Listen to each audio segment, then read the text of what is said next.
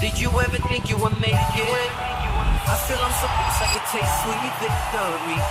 I know this life meant for me. Adam, what's your point? The future looks bright. My handshake is better than anything I ever signed. It's right here. You are a one-of-one? My son's right about I don't think I've ever said this before. You asked to move stuff. Jeez, you complain. You take like your your shoes house. off, socks off. I'm making myself at home. Your flag is upside. Your flag is sideways. No, I'm here on time. Holy moly. Anyways, gang, sorry, great to be guys. with you here. Alert the media. Tom is back. Tom was in Vegas Thank the last God. 3 days. There was a Thank big God. Pimps and Hoes party going on. So he was out at a nightclub, and he crushed it at Dre's after party. But Chill. I can he had smell all the these- tequila. He came back with all these Glow shoes, like sticks. globe sticks for us. Exactly, It's got like, the glow sticks. G's up, hose down. You know, they were, Anyway. they said, you want some X? And I said, I have a great X account. And they said, give me some glow sticks. I didn't understand. Yeah, and then next thing you know, he's massaging RJ and Paul in the back, and they're like, "Hey, man, Tim is the best." But it was like great. the I know, direction. but Great to 3-year have deal Tom with back. Hakkasan. Tom is back, guys. And some of you guys, the reference I made, you have to be probably my age to know the reference I made. If you're not my age, it offended you. Forgive me. We'll move on. 38. We got a lot of stories. We got a lot of stories to go through here. A ton of them. Jimmy Kimmel is looking for a job. So if anybody's hiring, Rob's got some ideas of what he thinks is going to happen with Netflix, and he wanted this, and because he was going to get paid more, and maybe we'll get into that. And then there's stories about Bob Iger from Disney giving him feedback, and he kind of told him to go screw himself. And then Bob is finally like, listen, we're not doing this. And the decision was made. But of course, we got to blame the FCC, and we got to blame Trump for cancellation and free speech. All of that stuff's got to be blamed for them. But there's so many great clips to go through with Kimmel, and we'll talk about that. Keith Olbermann blames Trump for Charlie Kirk's death, slams ABC, Disney, and Bob Iger on turning MAGA. It's not MAGA. Yeah. Keith Olbermann. Seriously, the guy needs a prayer, like you said. CNN Kaitlin Collins accused of lying after claiming there's no motive for Charlie Kirk's assassination. Can you imagine that? And was this one with Ted Cruz? It was a back and forth with Ted Cruz, I believe, right? And he called him out. Bill Ackman shares Charlie Kirk's text to dispel Candace Owens' claims of Israel blackmail. And apparently Netanyahu got into it as well. And he responded back. He didn't show text or signal, but he definitely had a message about that. All right, let's see here. Nick Fuentes said a couple thoughts. Adam's got a clip of that. We'll go through that. Dearborn Muslim mayor unleashes on Christian residents at city meeting. You know what she said? Oh my, in church. The mayor said? The mayor said, you are not welcome here. Did you hear that? Wow. You are not, you Christian people are not welcome in America. Okay. All right. So we'll go more into that part. Suspect in Charlie Kirk's killing feared being shot by police before surrendering, sheriff says. And then we got, I deeply regret. Remember the guy from last week when Adam said, this guy is a decorated journalist. One of the greatest journalists of our generation. Yeah. Deserving of a Purple Heart. Cronkite's got nothing on this. If he started a podcast, he'd be Joe. He said this. Adam said this on Wednesday. That was literally my quote. The guy came out and he said, I deeply regret what he had to say. But Adam still thinks he's phenomenal. Like a journalist should have a retraction. Weird. No, it's retraction fine. in the Obama condemns horrific Kirk shooting, but says this type of stuff didn't happen when I was president. You know what I'm saying? And he's the racism stuff at all. Like he didn't at all use the black card whatsoever. He was just, unifying America. No, just doing speeches, dropping his R's. Yeah, Dear Abby Phillips dismisses online celebrations of Kirk killing as random individuals. American Psychologists Association study blames rising political violence on burnout. Oh, okay. That's what it is. Russia, China, and Iran use Kirk's murder to stoke conspiracy theories and division. By the way, great time to do it. The timing of trying to divide America is phenomenal right now. If you hated America, what a great time to try to divide America and create chaos. A phenomenal time. And do you think Iran, Russia, and China are capable of doing that? Do you think they're salivating of what America looks like today? What do you think they're thinking about? Do you think they're sitting there mourning, or you think they're celebrating that America's got some issues going on right now? They're probably salivating. ABC pulls Jimmy Kimmel. We already know that. The TikTok deal we're going to talk about. Interest rates.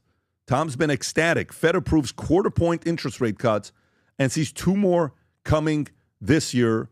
And, Tom was so ecstatic that he took 3 days off. He was just like in Vegas, like, this is a big deal, guys. And went to Vegas to kick it and have a good time. So walk around doing research. Wall Street Journal story. You ready for Wall Street Journal story? America loves cocaine again. Tom, let's go. Is that why you were in Vegas again, By the Tommy? way, That was the research. what an bro. article. Can you imagine the title of the article? Chill, Tom. You would have thought that's like Daily Mail or like, some of these other papers. It's Wall Street Journal. America loves cocaine again. Yes. Mexico's new drug king cashes in. Thank you, Donald Trump. Economic Times, this next story, 2 men found hanging in Mississippi on the same day.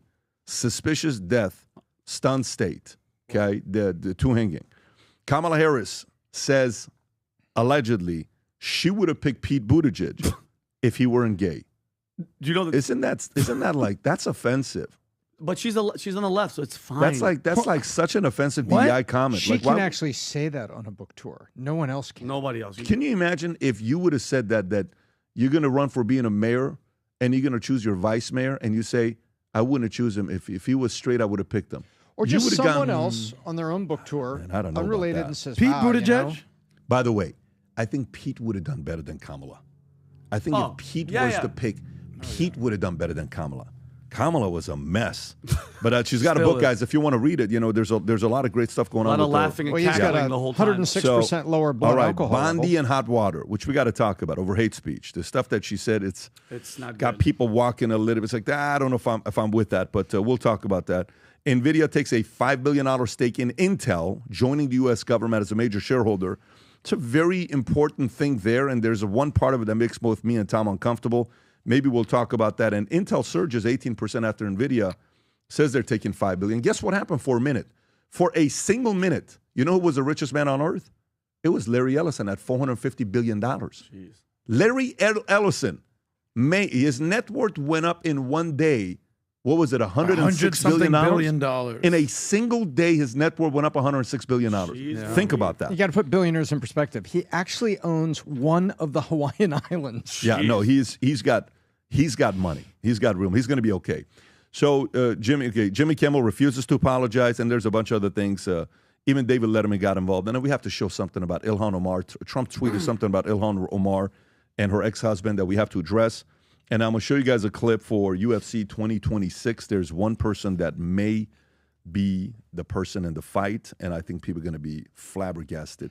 It's an insider, some information that's coming out that this guy may be the on the card. So I'm excited about that. All right, having said that, Vinny's been working on something for the last 6 months, a shirt that he's excited about. Truly, he's excited about.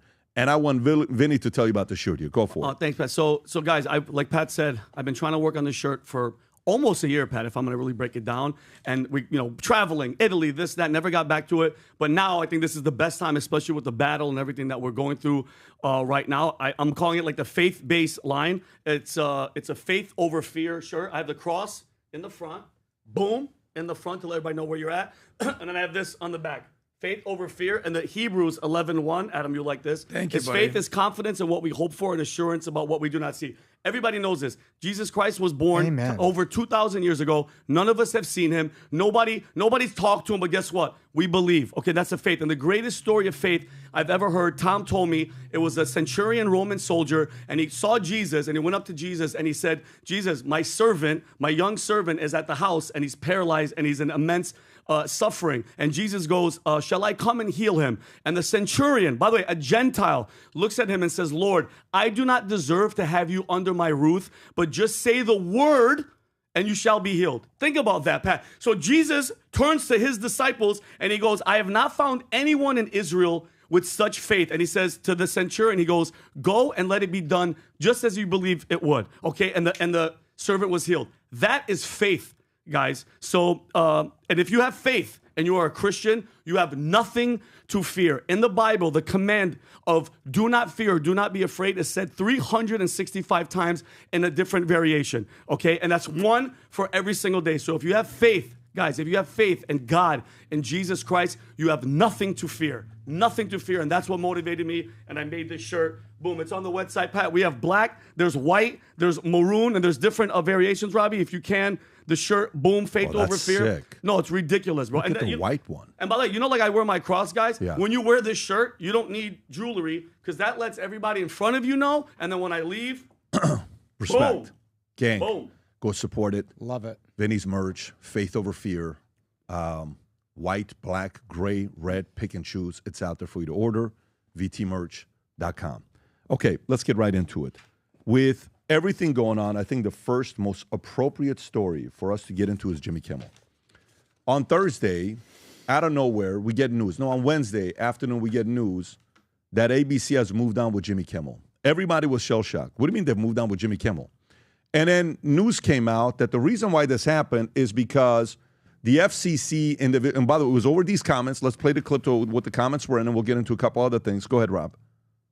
We hit some new lows over the weekend with the MAGA gang desperately trying to characterize this kid who murdered Charlie Kirk as anything other than one of them and doing everything they can to score political points from it. In between the finger-pointing, there was grieving. On Friday, the White House flew the flags at half-staff, which got some criticism. But on a human level, you can see how hard the president is taking this. My condolences on the loss of your friend Charlie Kirk. May I ask, sir, personally, how are you holding up over the last day and a half, sir? I think very good. And by the way, right there, you see all the trucks?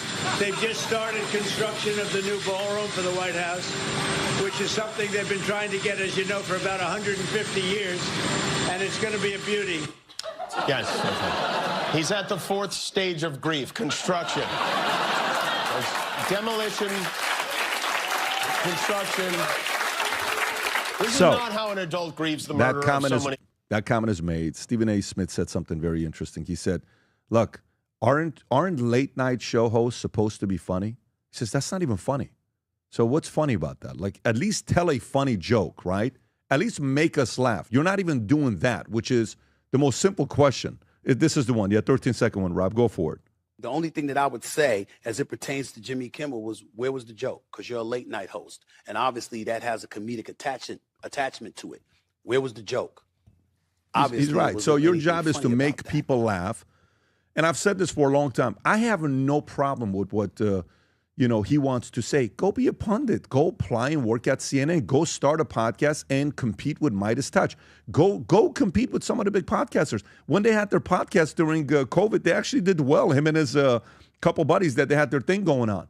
But man, we want to watch you and we want you to make us laugh. We want you to not get into politics and lose half the audience. Many, many years ago, the one and only Johnny Carson was asked by Mike Wallace, hey, what do I do? What do I do as a late night show host? How come you never talk about politics?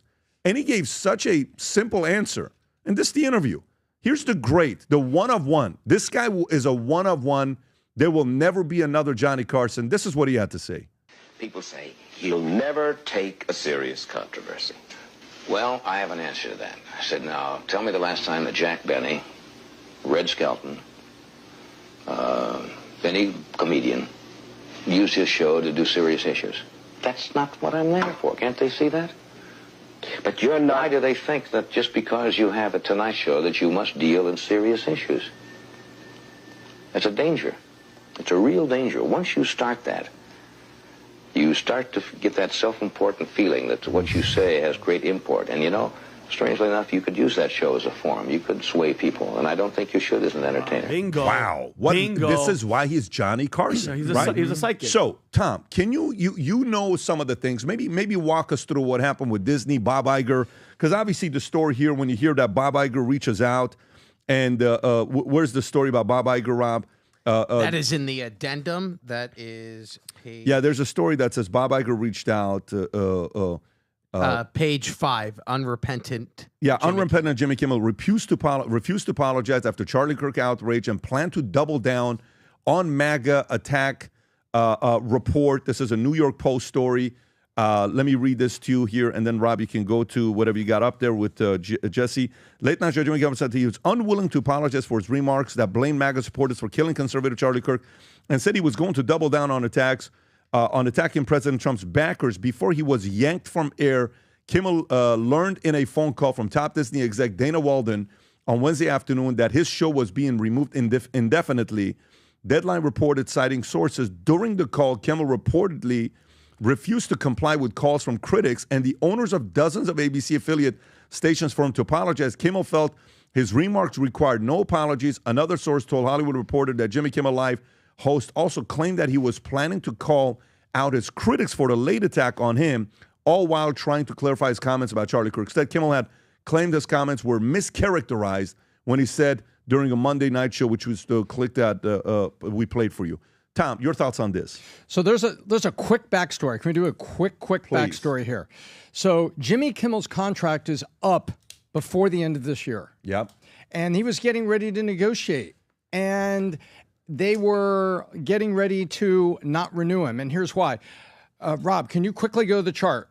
Late night as a category has been unprofitable. These are analysts looking at it, Pat, since 22. Since the bounce out year after COVID, late night has been unprofitable. Look at the ratings here. Kimmel, Late Show, Tonight Show. We have a chart right up here.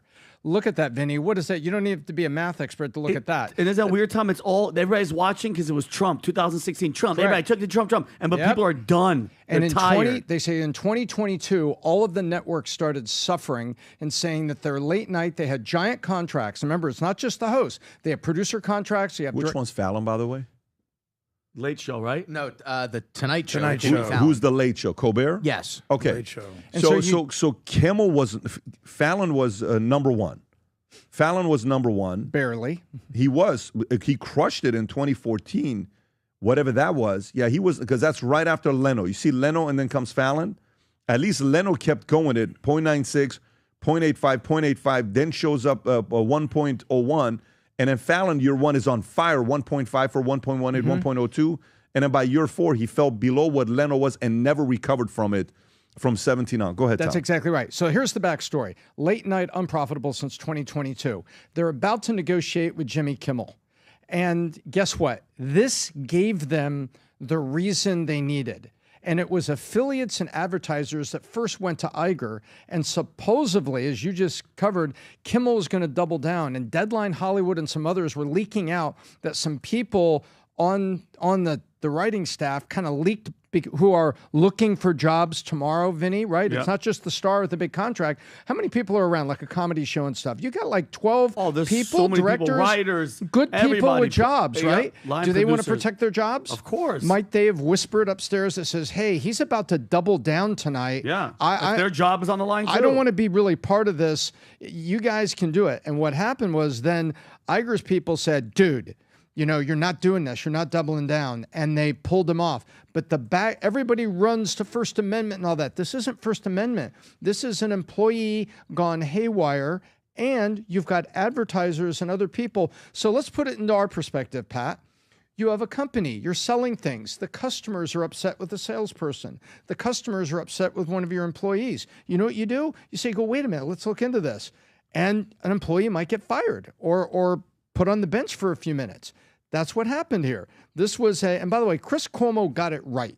Last night, Chris Cuomo was saying, hey, he got sideways with this employer and his employer took action. That's what happened. But the big thing, Pat, is ABC and everybody else have been looking for a reason to move these off because as late night as a category is getting killed by Netflix streaming and alternatives because the new generation doesn't want them. And by the way, Kimmel is 57. Leno, they started talking to him about getting off the air because he wasn't doing good with the demographic when he was 59. Yeah, and he fought it until he was 63 when they finally pushed him off. I think Vinny has a great idea, okay? Vinny, you had an idea about what you think, who should replace a guy like this for them to test something out. Go ahead. And why not? And thanks. Like, if you guys think about it, it's Tom, what are you talking about? Words talk and numbers scream. Ooh. How much louder do those numbers have to punch you in the face? For instance, and I'm happy you did it. They're screaming. In August, Kimmel's ratings was 1.1 million total viewers. It was down around 1.9 million in January. The key 18 to 49 demographic dropped about 284,000 in June to 129,000. Okay. Nobody's watching, okay? And you had us read the book Blue Ocean Strategy for you guys that have. Who wrote the book, Pat? W.C. Chen and another lady that another we have. girl. Marborn. Guys, when people are in the red ocean fighting and killing and everything and it's not working, you go to the blue ocean where it's clear and you have a different plan. Why not ABC, CBS, all these freaking networks? Try a conservative person that's in the middle that's just funny. The 5 on the Fox Who are you thinking? works. I don't know. I don't know who it would be. Somebody that's willing to find a Johnny Carson, but it's not going to be one of these. I have one guy. Who do you think it would be? Marcelo. I have one guy. My guy, Marcelo Hernandez. Look, the guys, I've been saying this for a Shout minute. out to Marcelo. I remember. I have one guy. I think and Marcelo's not even a conservative. Marcelo's just a He's regular a guy. Yeah. Yes. I have one guy. If you're smart enough to get a guy like him, how old is he? 28? He's You'll have him 28 for years 20 old, years. Now, they're probably going to wait 10 more years till he gets the job. They're probably not going to hire him at 28. Maybe they're going to wait till 38. But if I was a guy, I would start working with him and finding a way for him to become that. He's young, he's funny, he's energetic, he is multifaceted, Lovable. he gets along with everybody, and he's 28. And you have a long ways to go with him, and he literally talks zero politics at all. So you need someone like that. There's no politics tied to this guy. If I bring a late night show, I think there's a couple of the guys that, I'm a big believer of a lot of these other comedians that are out there. But if I'm doing this and you truly want to go to none, bring a guy that's neutral like him and see how he does, how he performs. He would be on my top 5 list if I'm hiring somebody. I would look to do it now and go back to what Carson said. I'm not looking for you to be 38 years old and have depth of understanding of all these issues, because that's not what I want you to be. Yeah, and mind you, I understand with the waiting. He would crush it right now. Yeah, he would. If they announce that he's there, bro, finally, not the same old white guy that's just like, hey, America sucks, this guy sucks. It's boring. And you know what pissed me off about the whole situation was the selective outrage. And for all those people out there, please just cry me a freaking river. Where was everybody when they fired Tim Allen for being a conservative? Okay, Last Man Standing had some of the highest ratings for years, and they canceled it because of his political affiliation. Okay, who else? Gita Carano, Roseanne Barr, Megyn Kelly, even Jason Megyn Whitlock. Kelly fired for making comments about Halloween costumes. About Halloween. So I don't want to hear anybody talking about free speech, because free speech is free. You can say whatever you want, but there's consequences. And my question to you is, if somebody at Valuetainment, okay, you're a free speech absolutist. If Rob started going out there and just bashing Charlie family, I hope good for him, and falsely, Jimmy Kimmel, falsely claiming that this freaking Tyler guy was a MAGA guy, you have every right under the law to fire him. I would say to him, here's what I would say to him. I said, Rob, you got to apologize. And Rob would apologize. In a heartbeat. And he would say, you know what? You're right. Hey, that was wrong. Can you just say something? Yeah, I apologize. Yeah. And then we move on, right? Yeah. And for example, like on the last podcast, Eric Bowling here said that Candace hasn't spoke at, TPUSA for many years. Yeah. And then Guy sent me a message. I don't follow who speaks at the event. And Guy sent me a message saying, hey, she did speak at the event. Oh, okay, she did speak. So correction on what Eric said. She actually did speak in June of 24. I thought she spoke in 23 because she was pregnant last year. So she did speak in June of 2024 at Turning Point USA. When you do go through it and somebody gets it wrong, all you have to say is, hey, this is what happened here. So if Rob all of a sudden is like, no, I'm not going to apologize. Yeah. Rob, I'm sorry, buddy. That was, the guy's family died. Yeah, he died. And you're literally blaming somebody. What are you talking about? No. I'm not going to do it. Dude, listen, I'm sorry, man. This company's not for you. Yeah. Go to a different place. Yeah. That's all it is. Yeah. It's not listen, ain't nobody going to get everything right 100%. I didn't want Jimmy to get fired. I just wanted Jimmy to, there comes a time in your life, honestly, where I think you pay attention to politics more and you choose a position. That doesn't necessarily happen in your 20s like it did with Charlie and a lot of younger Gen Z. They're going to rock the world for decades to come. Watch what Gen Z conservative kids are going to do the next 10, 20, 30 years. We're going to witness what this generation is going to do because of Charlie. But to me, when do you start really caring about politics? When you start making money? When do you start caring about politics? When you have kids, family, when do you start really caring about politics? When you start paying really a lot of taxes? When do you start caring about politics? When you're around a lot of other people that are feeding you whatever. He's in it, right? Of course. But if you want to talk politics, Jimmy, and just say, it would have been more honorable to say, look, I'm at a phase of my life that I think comedy's changed my life. And I'm a comedian first. But honestly, I've been sitting with my friends and family and a lot of people that I respect, and they're telling me, Jimmy, you're talking too much politics every night. and it's no longer comedy. And I agree, and this is why I've chosen to go and move away from this, and I want to go out there and start talking about issues that matter to me. If he would have done that, guess what you say? You know what? Fair enough. Go start your podcast. Go to CNN. Go to MSNBC. Go somewhere. But your job is to make people laugh. When is actually the last time you watched a late night show from beginning to the end? Honestly. No, zero. No, When's the last time? Can I be honest with you? I don't think I ever. I think I have watched the full ones of Johnny Carson, the whole thing. I watched Leno. Okay. I never for years. Okay. Mm-hmm. I watched Leno. And by the way, I liked Fallon at the beginning. Oh, my God. He was Fallon was funny. good, he would dance. He would sing. Justin Timberlake would come up. It was awesome.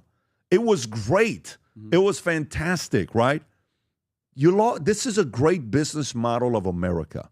What we need right now, believe it or not, Vinny, we really do need comedy right now. Yeah. And I know this sounds weird. We need comedy right now. We need to laugh right now. The business of laughing should do very well today. It should be great. People should be seeking it. You make a couple animal videos, one of them gets 30 million views. 44 now. 44 million views, an animal video. You want to see one of them? Can you pull up one of these videos? Rob, I'll tell you. Go to popular. Go to popular. I've Rob, always right, liked right, the first one, man. Rob, The first one with there, the monkey second one. running down the Watch street. this. Oh, is this the one? He's fighting with his wife. Watch yeah, this. Look, Oh, wait a minute. Watch. Wait, I don't know if this. Gotta be careful. Not even doing anything. So who is that? Your girlfriend? She's cute. What? I was being polite. Pause it right there. Okay? Watch this. They're arguing. How many likes? 942,000 likes. How many views? 40 million. 44. 44 million views. And that's where we're at. And this channel right now is at 809,000 subs. Do you know which one of our channels is growing that fast? None of them. You know why? People want to laugh. Very true. This is a great time to be in the laugh business. I don't know if people realize. There's so much pressure. There's so much tension. People would much rather watch Vinny do 20 voices of animals running around than freaking watch serious topics. And I mean, yeah, we will sit here, do research. Vinny will be running outside somebody doing his thing. Boom, puts it up 22 million views. Okay, there is no politics in that topic. So to me, the reason why I'm saying this is there is a model for comedy on late night, but they're getting it wrong. Yep. Like the late night people that are running it, dude, there is a business model for it. It's not dead. It's not over. You screwed it up. There needs to be a basic policy. Make fun of both sides. Who the hell is the booker where out of 172 guests, Colbert had 171 was on the liberal side and one was on the conservative side, and the one that was conservative was Liz Cheney. Jesus. Who hates Trump. Did you invite Charlie? You missed out on having Charlie on your show? Are you flipping kidding me? You missed out on having all these guys on your show? Why not? It would have brought so many eyeballs. So I don't think it's dead. I just think they royally screwed up with a great opportunity, and I think there's still a chance there. Adam, your thoughts here. Well, you just want to watch Marcelo, matter of fact. Well, I went to see Marcelo last night. If you haven't heard of Marcelo Hernandez, he's the young rising star on SNL, and he's like my little brother. He worked here for 2 years. I gave him a big raise once. You actually shot him down for a raise. Because your show wasn't making money. Well, YouTube shows don't make money, but let's not go there. But the kid is killing it right now. And I'm so proud of the freaking guy, and his Netflix special is coming out. But you know what he is more than anything? Funny. Yeah. Here's the deal. Jimmy Kimmel is not funny. At all. He's just not funny. You know, they always say, like, in the culture wars, go woke, go broke. Well, not funny, no money, bro. Yep. No laughs, no cash. I remember when I one time talked to him. I said... Who, Jimmy Kimmel? No, Marcelo. Oh, okay. One time I'm telling Marcelo, because Marcelo would send the office, and you don't realize, we're his audience. Yes. He's working us all the time. Practicing. And he's just and I know what he's doing. Yeah. But I'm like, dude, you're so good. Like, he would just do his stuff all the time, right? And one day I'm like, so what do you want to do? He says, I have this special. So you got this? He said, I have this special. I said, really? Yeah. I said, so why don't we think about something for you to do here as a show? This is 4 years ago. He says, no, Pat, I can't. I said, why? My dream is to be on SNL. I'm going to be on SNL. Yeah. I'm like, Marcelo, let us get a podcast and a show going for you here. Do something with us. I can't. I have to be on SNL. This guy he says, Pat, he says, I would rather take $30,000 from Netflix than $1 million from anybody else just to make sure my special is on Netflix. Oh, yeah. Wow. He says, I have something. I know it's going to do well. I said, all right, do your thing. So what happens? The guy's now in Happy Gilmore 2, doing stuff with Bad Bunny, doing stuff with pretty much anybody and everybody. But moral of the story with this comedy stuff is it's not over with. Now, here's Barack Obama, okay? Oh, my favorite. When you're talking about, he's talking about comments about Charlie Kirk. Rob, I think you have it. Yeah. By the way, have we gone to the Keith Olbermann stuff? He's not talking about Kimmel here, right? He's talking about Charlie Kirk. Yes, Charlie Kirk. Okay, do me a favor. We'll come back to this. Trust me, folks. You have to watch this. Go to play that Chris clip that you have, Rob, right there. This is part of the stuff that's the controversy of Chris Hayes. I cannot believe, the cancellation. And I was like, wait a minute. What did you say when Tucker got fired? Yeah, did you forget? Because here's a great thing about the internet today. You know what's awesome about the internet today? It remembers. They gotta go find you, dog. Yeah. The receipts are everywhere. Go ahead, Rob. He made the announcement Kimmel would indeed be taken off the air indefinitely. And this is just the latest chapter in Donald Trump's ongoing campaign to crack down on free speech, dominate the media, and essentially render the First Amendment meaningless. So it was for the journeyman cable news host Tucker Carlson, just fired from his third network. He believed he could say anything, no matter how vile, no matter how disgusting, no matter how offensive, no matter how dehumanizing or belittling. And if you act like a sociopath over and over and over and over, you will become unpopular on the national stage. That's just like a basic principle. Over time, by the way, probably not going to work out well I thought he was going to Unpopular. say something else, like what popular. The guy was running the #1 show when he got fired. Yep. Okay, and even today, his podcast is a top 3, top 4 podcast on Spotify, ongoing. Okay, and he goes around the world interviewing guys. You don't have to agree with him. I don't agree with a lot of stuff sometimes Tucker says, but guess what? You can't say the stuff about. By the way, I invited Tucker to speak at the Vol conference. We have text exchange, he and I, 3 months ago. Invite him to come and speak. And I said, can you just give the landscape of what's going on? He had, I think he had something going on with hunting or something he had going on for himself. But so the story here is when you hear these, I can't believe what they did. Keith Olbermann, can you pull up with Keith Olbermann? Keith Olbermann, there's a story of him calling Bob Iger apparently has joined MAGA, folks. Bob Iger, yeah, of all people, MAGA. sure. Look Disney at this here. CEO, real Burnt MAGA. in Hell, Sinclair. This guy's alongside Charlie Kirk. Are you flipping kidding me? Are you flipping kidding me to say something like that? Now, the problem with this guy is he's been fired so many times. There is no more firing him. Oh, no, and yesterday, Destiny was apparently demonetized on YouTube. That's a decision that YouTube made. Did you guys see that or no? No, I didn't see that. Yes. I think that happened because he said something. What did he say? Another clip was circulating that he said, I hope Charlie Kirk's, you know which one I'm talking about? Right there. Zoom in a little bit, AFP Post. Come on, Liberal streamer Destiny, who recently refused to disavow the political motivated assassination of Charlie Kirk, has been demonetized on YouTube. I don't like to see it. I don't agree with 99% of what this guy says. If this guy doesn't incite violence and say things like that, you'd still be up. We still need the opposition of arguments. Yep. You know, but there's one rule I have. The inciting violence. Okay? All the other stuff, people want to make fun of him, how he chose to be married to this other girl, how he chose to be. That's his personal life. I don't care what he wants to do with that part. But you cross the line and you say something about Republicans and MAGA and capitalists and all this. With Sam Piker, these guys, you know, there's a slippery slope. So this leads to Pam Bondi, Rob. Okay? Great. This leads to Pam Bondi. And the Pam Bondi argument is going to be a contradiction with a lot of other stuff. So let me read this to you because it's going to get a little spicy, and I'm curious to know what everyone's thoughts going to be here. And Vinny, I'm probably going to come to you first. Okay? Pam Bondi, I know this story is on the second page or it's here. It's one of those, Rob. If you can tell me where. Oh, there it is. Bondi in hot water over hate speech comments. And I think, Rob, you got a video on it. Let me read this, and then I'll come to you. So Pam Bondi is on the Kate Miller podcast, and they're having this conversation, all right? And she's facing scrutiny over the comments she made about cracking down on hate speech after the killing of conservative activist Charlie Kirk. This is the Hill's article, by the way, stating the administration would, and here's what she had to say. Go ahead. There's free speech, and then there's hate speech. And there is no place, especially now, especially after what happened to Charlie, in our society.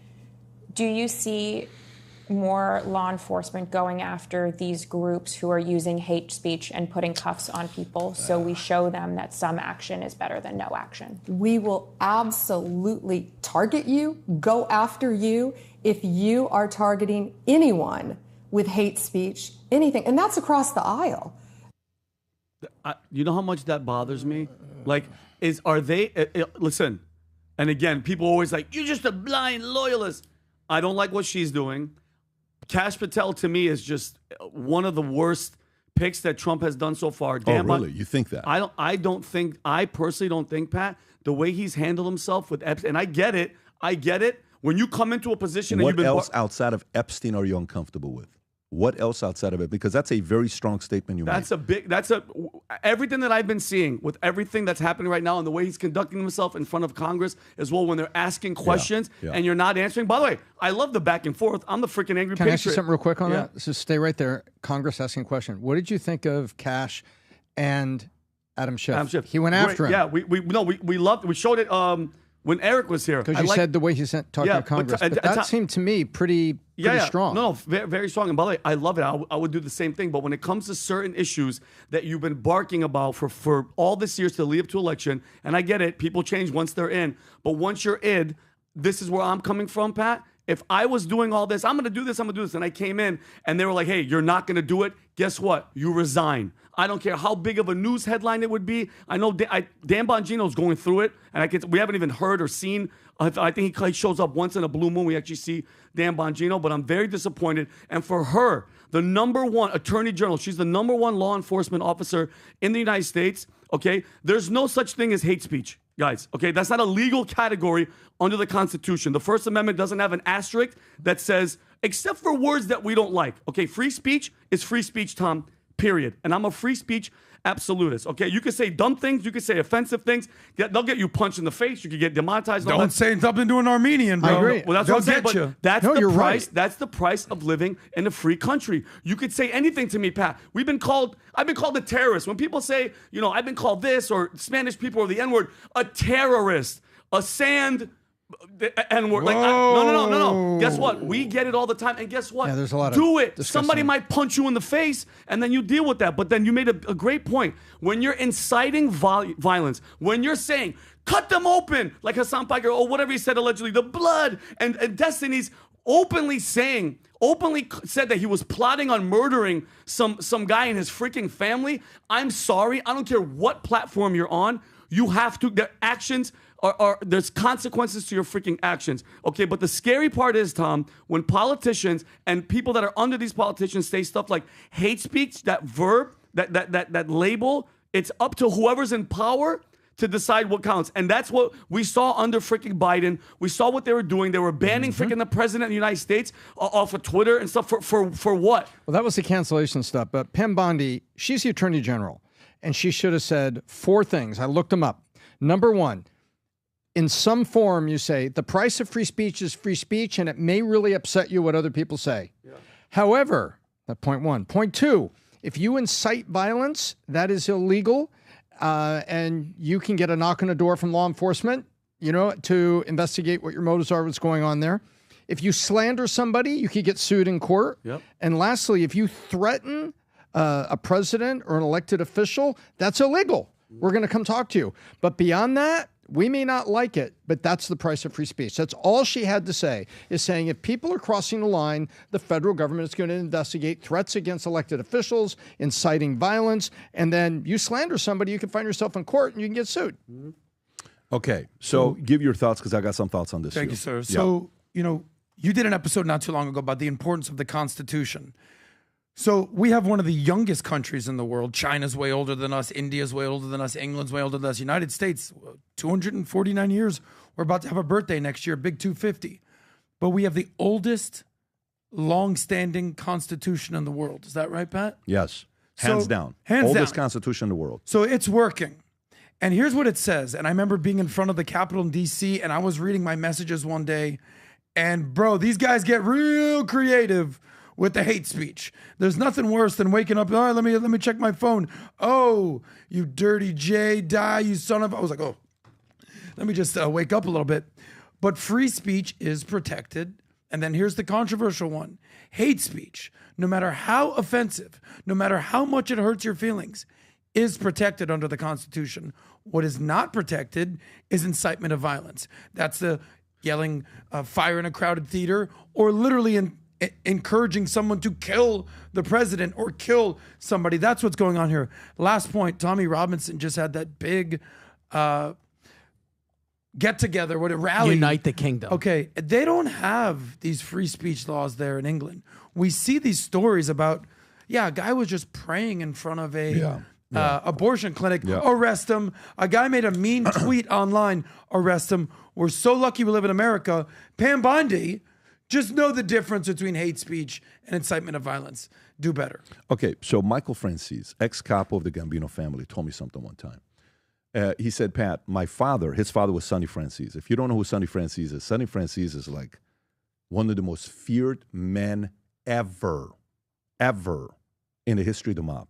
Like Sonny Francis lived 103 years old, and I was one of the last guys that went and visited him when he was in the hospital, and I took him out to lunch. I was trying to do an interview with him, and it was the most heated lunch we ever had with me and his lawyer. It was so epic. The people that were there, that's a lunch you will never forget. I'm not going to get into that in this moment, but it was a great meeting.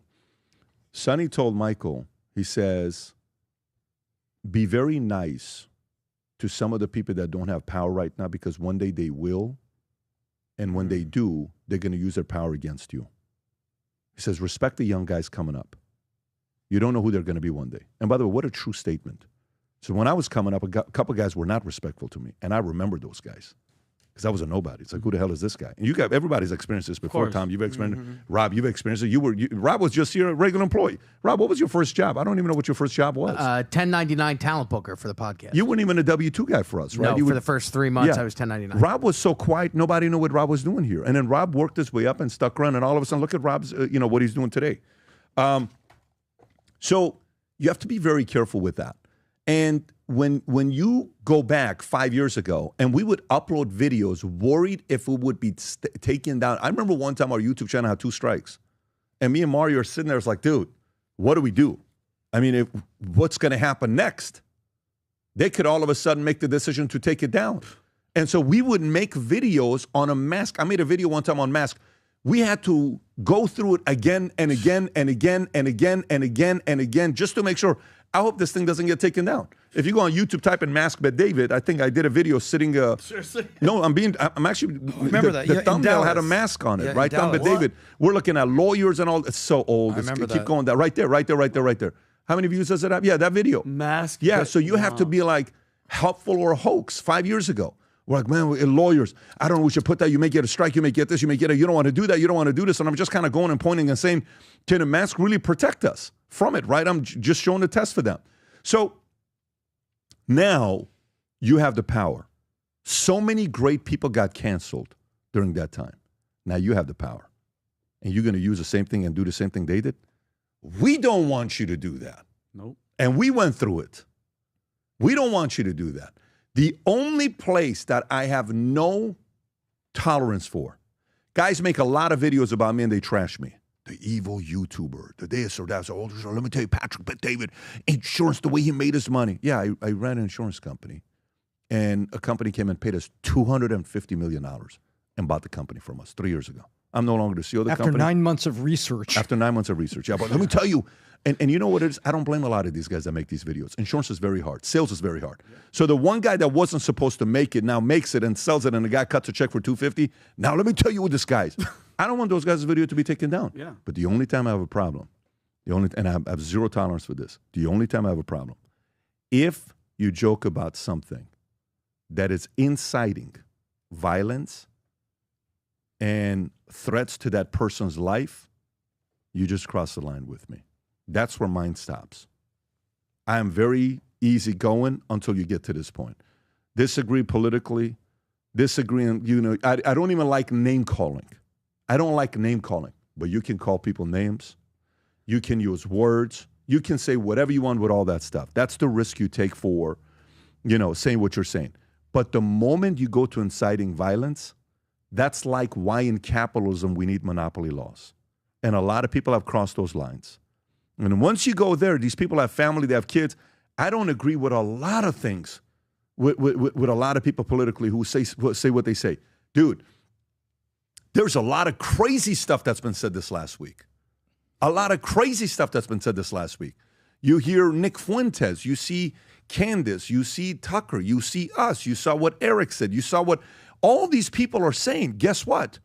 I have no problem with people that are making their assumptions or their, their opinions. Now, when you say, I know for a fact, guess what? You're going to get a lawsuit. Yep. If it's not right. 100%. Yeah, I know 100% what happened. Now, I'm thinking, I'm speculating. I think all this stuff. I want all these guys to continue creating content. They're talented. They're capable. And let the market decide.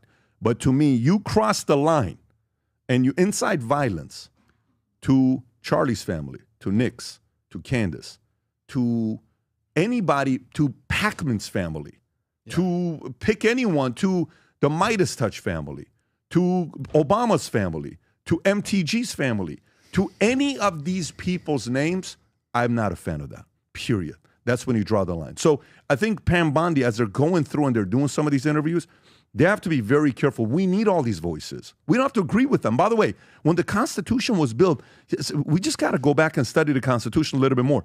The Founding Fathers knew we needed debate. They knew we needed debate.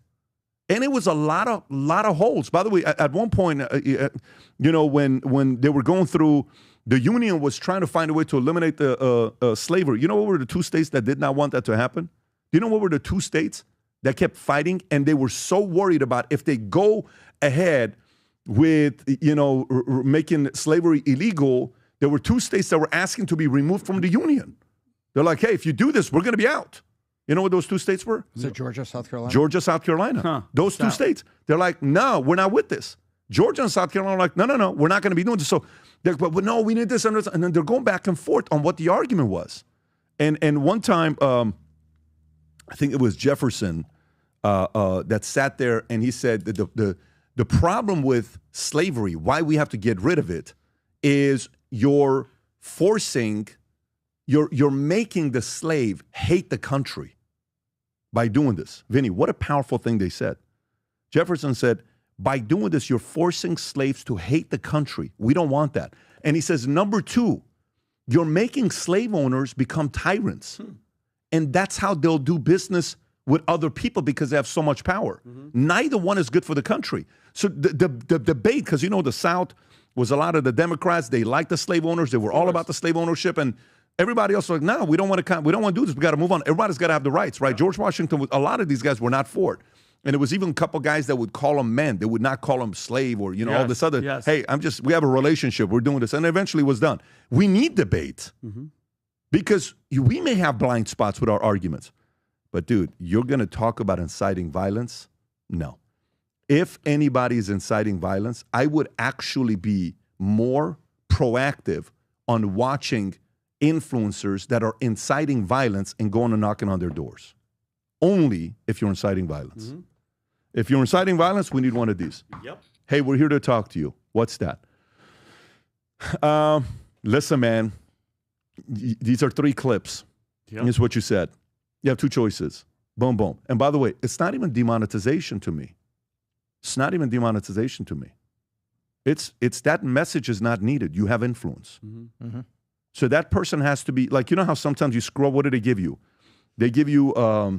In law? Like a strike? Yeah, when you go and you do, you need to do 50 hours of what? Community service. Hey, man, you need to go through a certain amount of hours on, seeing why this you can't do it. Like in financial services, when you have a securities license, every 2 years you're doing continuing education. It sucks. It's 3 hours. Yeah. And you know why you do it? Just to know, hey, you can't do this, and they play the videos. What should you do in this situation? You should do this. Okay, great. Next video, you should do this. Next video. If anybody's in financial services and you're watching this, you got your series 663, 24, 26, 7, whatever one of those you got, you love continuing education. Oh, yeah. Don't you just love those actors that they walk into the office and you're like, I got to do this every 2 or 3 years? Yes, you do. I think we have to be a little bit more intentional in that area and teach the youth. I don't think we're doing that. I think we need to take responsibility for that, and some of these companies need to be a little bit more proactive. Anyways, so that's my thought on this one. Rob, can you play? So a couple of the clips I want to get into. I want to play this clip from CNN, Kaitlin Collins, and then I want to get into the clip with Barack Obama, who he is Barack Obama is on the left the last 20 years. They would call him the greatest president they've had. And he's lost a lot of credibility, but he said some things that was just out of line. Here's Kaitlin Collins and Ted Cruz having a back and forth. Go ahead, Rob. And we don't have a motive yet. We don't know yet. We're waiting. Obviously, we've heard what the governor's had to say, what the FBI director said today. Come on, we don't have a motive yet. We know. We don't have a motive yet. What's happening with? Really, that's CNN's position. I mean, from law enforcement, he just happened Senator. to fire the gun in celebration. You can't tell the motive. Senator, that's not what I said. And I said law enforcement hasn't laid out a direct motive. They've laid out a lot of evidence here of these messages and what actually the they shooter have. said to They've said that family he was a members left-wing and to activist who roommates. hated Charlie Kirk. Pardon? Senator, with all due respect, you know exactly what I'm saying. I'm not arguing with you politically. I'm saying that law enforcement has not put a specific motive. You know that there's a difference of what they're putting in a legal argument than what you're talking about. And you're not even. We're not even arguing about the facts here. What you just because said is false, Senator, Kaitlin. No. Kaitlin. Facts. Hold on a second. Let me answer your statement because what you said is factually Senator, with all false. due respect, Law enforcement. with all due respect, you're said it 5 times. Okay, go ahead. That I did not say. And I want to get back to.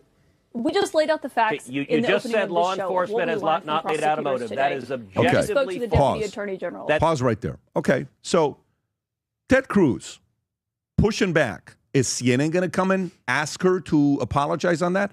By the way, this is CNN. There is CNN. There is late night show. Your job is to report accordingly, right? Late night show, that's not their job. So they can come and they're telling comics and jokes. Like the other day when you saw Bassem Youssef on, he was being pushed by Pierce. And you know what he finally said after he was being pushed? Guess what Bassem Youssef finally said? I'm a clown. I'm a comedian. You didn't see that? Yeah, because I'm a so clown. Bassem, can you put up Bassem Youssef and what do you call it? Pierce Morgan, the old clown response. You know, if you is that the one, Rob? I think that's the one. Yeah, See, no, I don't know if that's the one. It says, I am a clown. Yeah. Yeah. No, that's a highlight thing. Okay. That's a highlight thing. There is one that was showed that this is just that part when he says, I'm just a clown. That's the one. I'm a comedian. Watch this one here. Go ahead. I can't hear it. Can't hear it. You see, it doesn't matter how critical journalists are about Israel. It will never be enough for you because you want the right. You want the right to suggest that Charlie Kirk was the subject of a hit job by Israel. You want the world to think that. That's why you said what you said, and that's why when I asked you, you went, Netanyahu says it wasn't him. By the way, I'm not even the only one. People are actually. Here's the thing: if you continue lying to your people, right? I'll tell you what. Let's call me a conspiracy theorist, right? Yeah. Call me someone who is illogical. Call me whatever you want. If your government continues to lie to you consistently, this is where conspiracy theorists thrive. If you're not transparent, why do you want to be one of them? If you want to cover, no. I'm not saying I'm one. Why? Of them. Why float a mad conspiracy theory about Israel? Because it's the internet, and I'm a comedian. Okay, and but that's not that funny, though, is it? See, but that's. Actually, a lot of people thought it was. But by the way, you million... can pause it right there. So, FYI, as much as he is using that as once he got corner, what's the last thing? I'm just a comedian, right? Yeah. Guess what? He can use that because he's right. He is. He's a right? comedian. He is a comedian. Not respectfully. Anymore, No, but what I'm trying to say is he can use that insurance card as a comedian. Guess who can't use that? CNN cannot use that. Thank you. They cannot. Kaitlin Collins cannot use that. I'm going to go to the Obama clip, then I'm going to come to you guys for your thoughts. Rob, go on and play this Obama clip and tell me how you feel about what's going on here. Go for it. Obviously, I didn't know Charlie Kirk. I was generally aware of some of his ideas. Generally. I think those ideas were wrong. Yeah. But that doesn't negate the fact that what happened was a tragedy and that I mourn for him and his family. He's a young man with 2 small children and a wife who obviously, and a huge number of friends and supporters who cared about him. And so we have to extend grace to people during their period of mourning and shock. We can also, at the same time, say that I disagree with the idea that the Civil Rights Act of 1964 was a mistake. That's not me politicizing the issue. It's making an observation about who are we as a country. I can say that I disagree with the suggestion that my wife or Justice Jackson does not have adequate brain processing power. I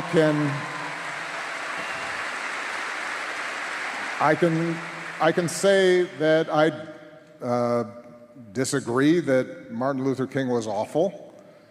I can disagree with some of the broader suggestions. How folded is his leg? I can't even get over that. Let's see what he says here. Liberals and Democrats are promoting a conspiracy to displace whites and replace them by You can pause it right ushering there. in. You can pause it right there because so what do you, Tom? What do you think about the whole Kaitlin Collins, CNN, Ted Cruz, and Barack Obama? Okay. First of all, Kaitlin Collins and Ted Cruz, you have to remember, every interview that is on CNN is just like an article. You read an article that's like describing a guy, they call them man in full articles, Vanity Fair. Then there's hit pieces. Then there's investigation. And everything you see on CNN is one of those. That was meant to be an opportunity to, bend the senator a little bit and get him upset and get him saying things and then kind of go after him. And you have to remember, it's not just Kaitlin Clark there. She is not a career journalist. She's a commentator. You have to look where she came from. She's not an investigative journalist. This is not the young modern version of Mike Wallace or of the people of that ilk. She's a commentator. She has a producer in her ear that is talking to her and is directing the flow of this. And she attempted to get him going, and she was wrong. And then she doubled down and was using and tried to put herself in a position, with all due respect, with all due respect, with all due respect, making her look gracious and to the point, but she was wrong, and he had her, and he was wrong. And Ted Cruz is not the easiest guy to interview, and sometimes he gets kind of rough and kind of pushes. And so what I see there is Kaitlin just needed to say, I misspoke. What I'm meaning is this, and restate the question. But she's going to double down because she's going to keep the purpose of it was to get him upset and to get clips out of it later. That's what they're there to do. They're not there to inform us. They're not there to do anything else. That's that one. Now, Obama, man, that does not look like Obama. He's speaking slow, he's being careful, and he's carefully trying to bring up all of these incendiary barbs, but it's not the old Obama. We need to extend some grace, which means I think he's wrong, and so I got to give him grace. And he just didn't look like Obama.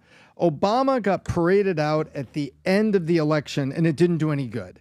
And guess what? Obama is getting paraded out now. It's like the bat signal. It's like, we got to get Obama. Let's go get him. And so they're reaching out to get him. I'd like to know what he's thinking. I'd honestly like to know what he's thinking. And I'd love to sit down with him and say, Mr. President, emeritus, what are you thinking there? You were very measured. You were very slow. What was the thought process? That didn't look like you. You've always been a definitive communicator. I didn't always agree with what you said, but it didn't look like you, and it was weird. Well, first of all, and I'm sorry, Pat, I've never seen somebody's legs. I'm sorry that they were folded so hard. I don't like. No. I'm not even trying to be funny. What's he covering? How it just hurts me. The leg is almost behind him.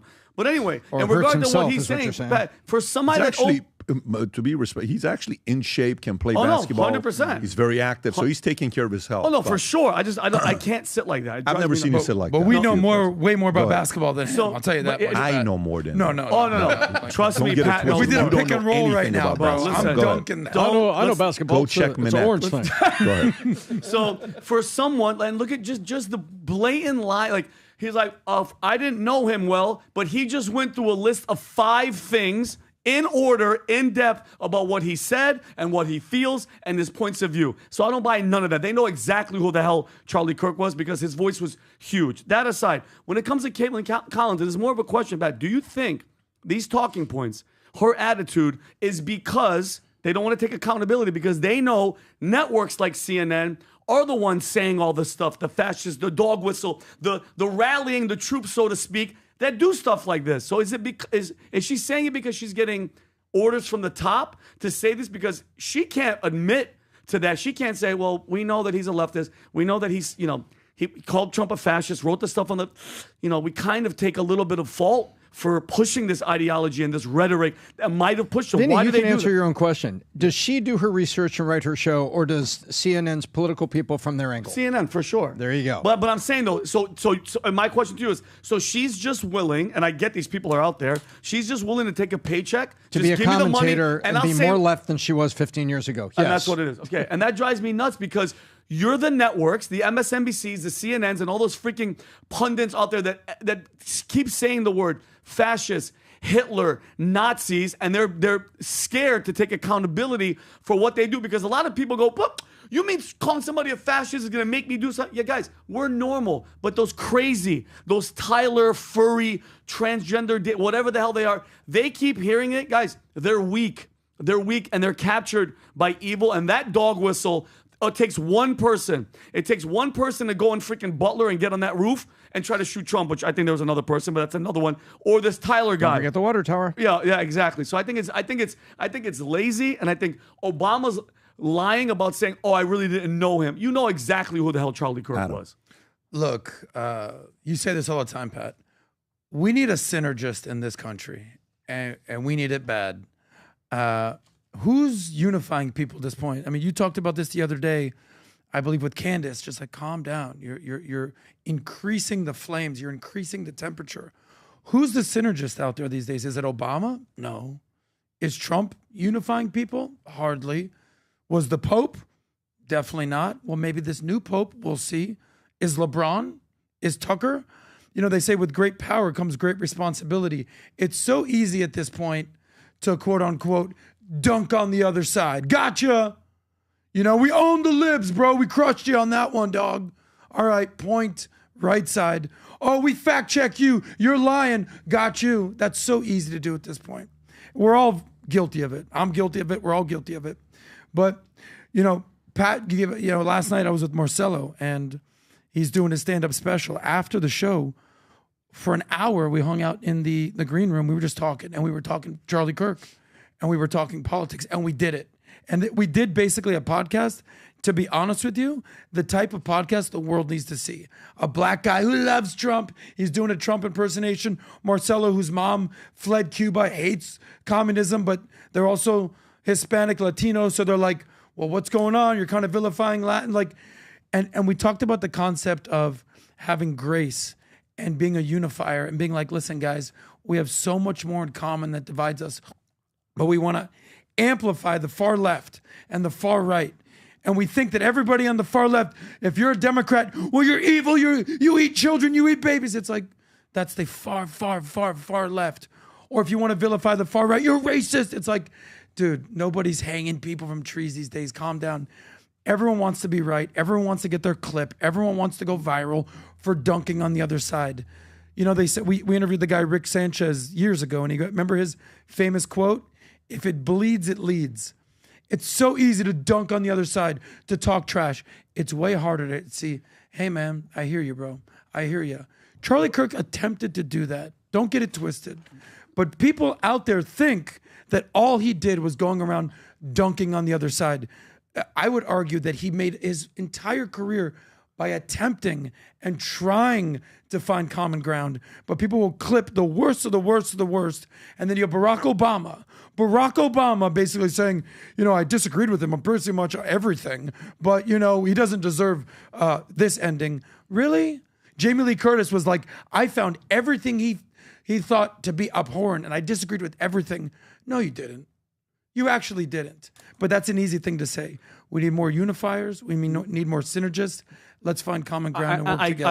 I agree with that part, Adam. But when it comes to, and I get it, people want to dunk and do everything. But the left, and we showed the chart when Eric Bowling was here, it's 8 times, 6 times more than it's the left because they've been indoctrinated. Right. Adam, and it's like, and bro, I'm so proud of you from where you were. Look at where you're at. Look at what happened, Adam. And this, by the way, this isn't happening. Look at me, baby. This isn't happening more than it should be because, Adam, the truth and common sense, they have a brainwashing system, a psyop on these people. And Adam, I've talked about family members that are still celebrating, and now another one of hoping and waiting for Donald Trump to die. There's something mentally wrong and spiritually wrong with these people, Adam, and it's way, way, way, way more on the opposite side. Well, can I say one thing? You're absolutely right. And a lot of it comes from having great leadership around you, great team around you, being willing and reasonable. I'll say this.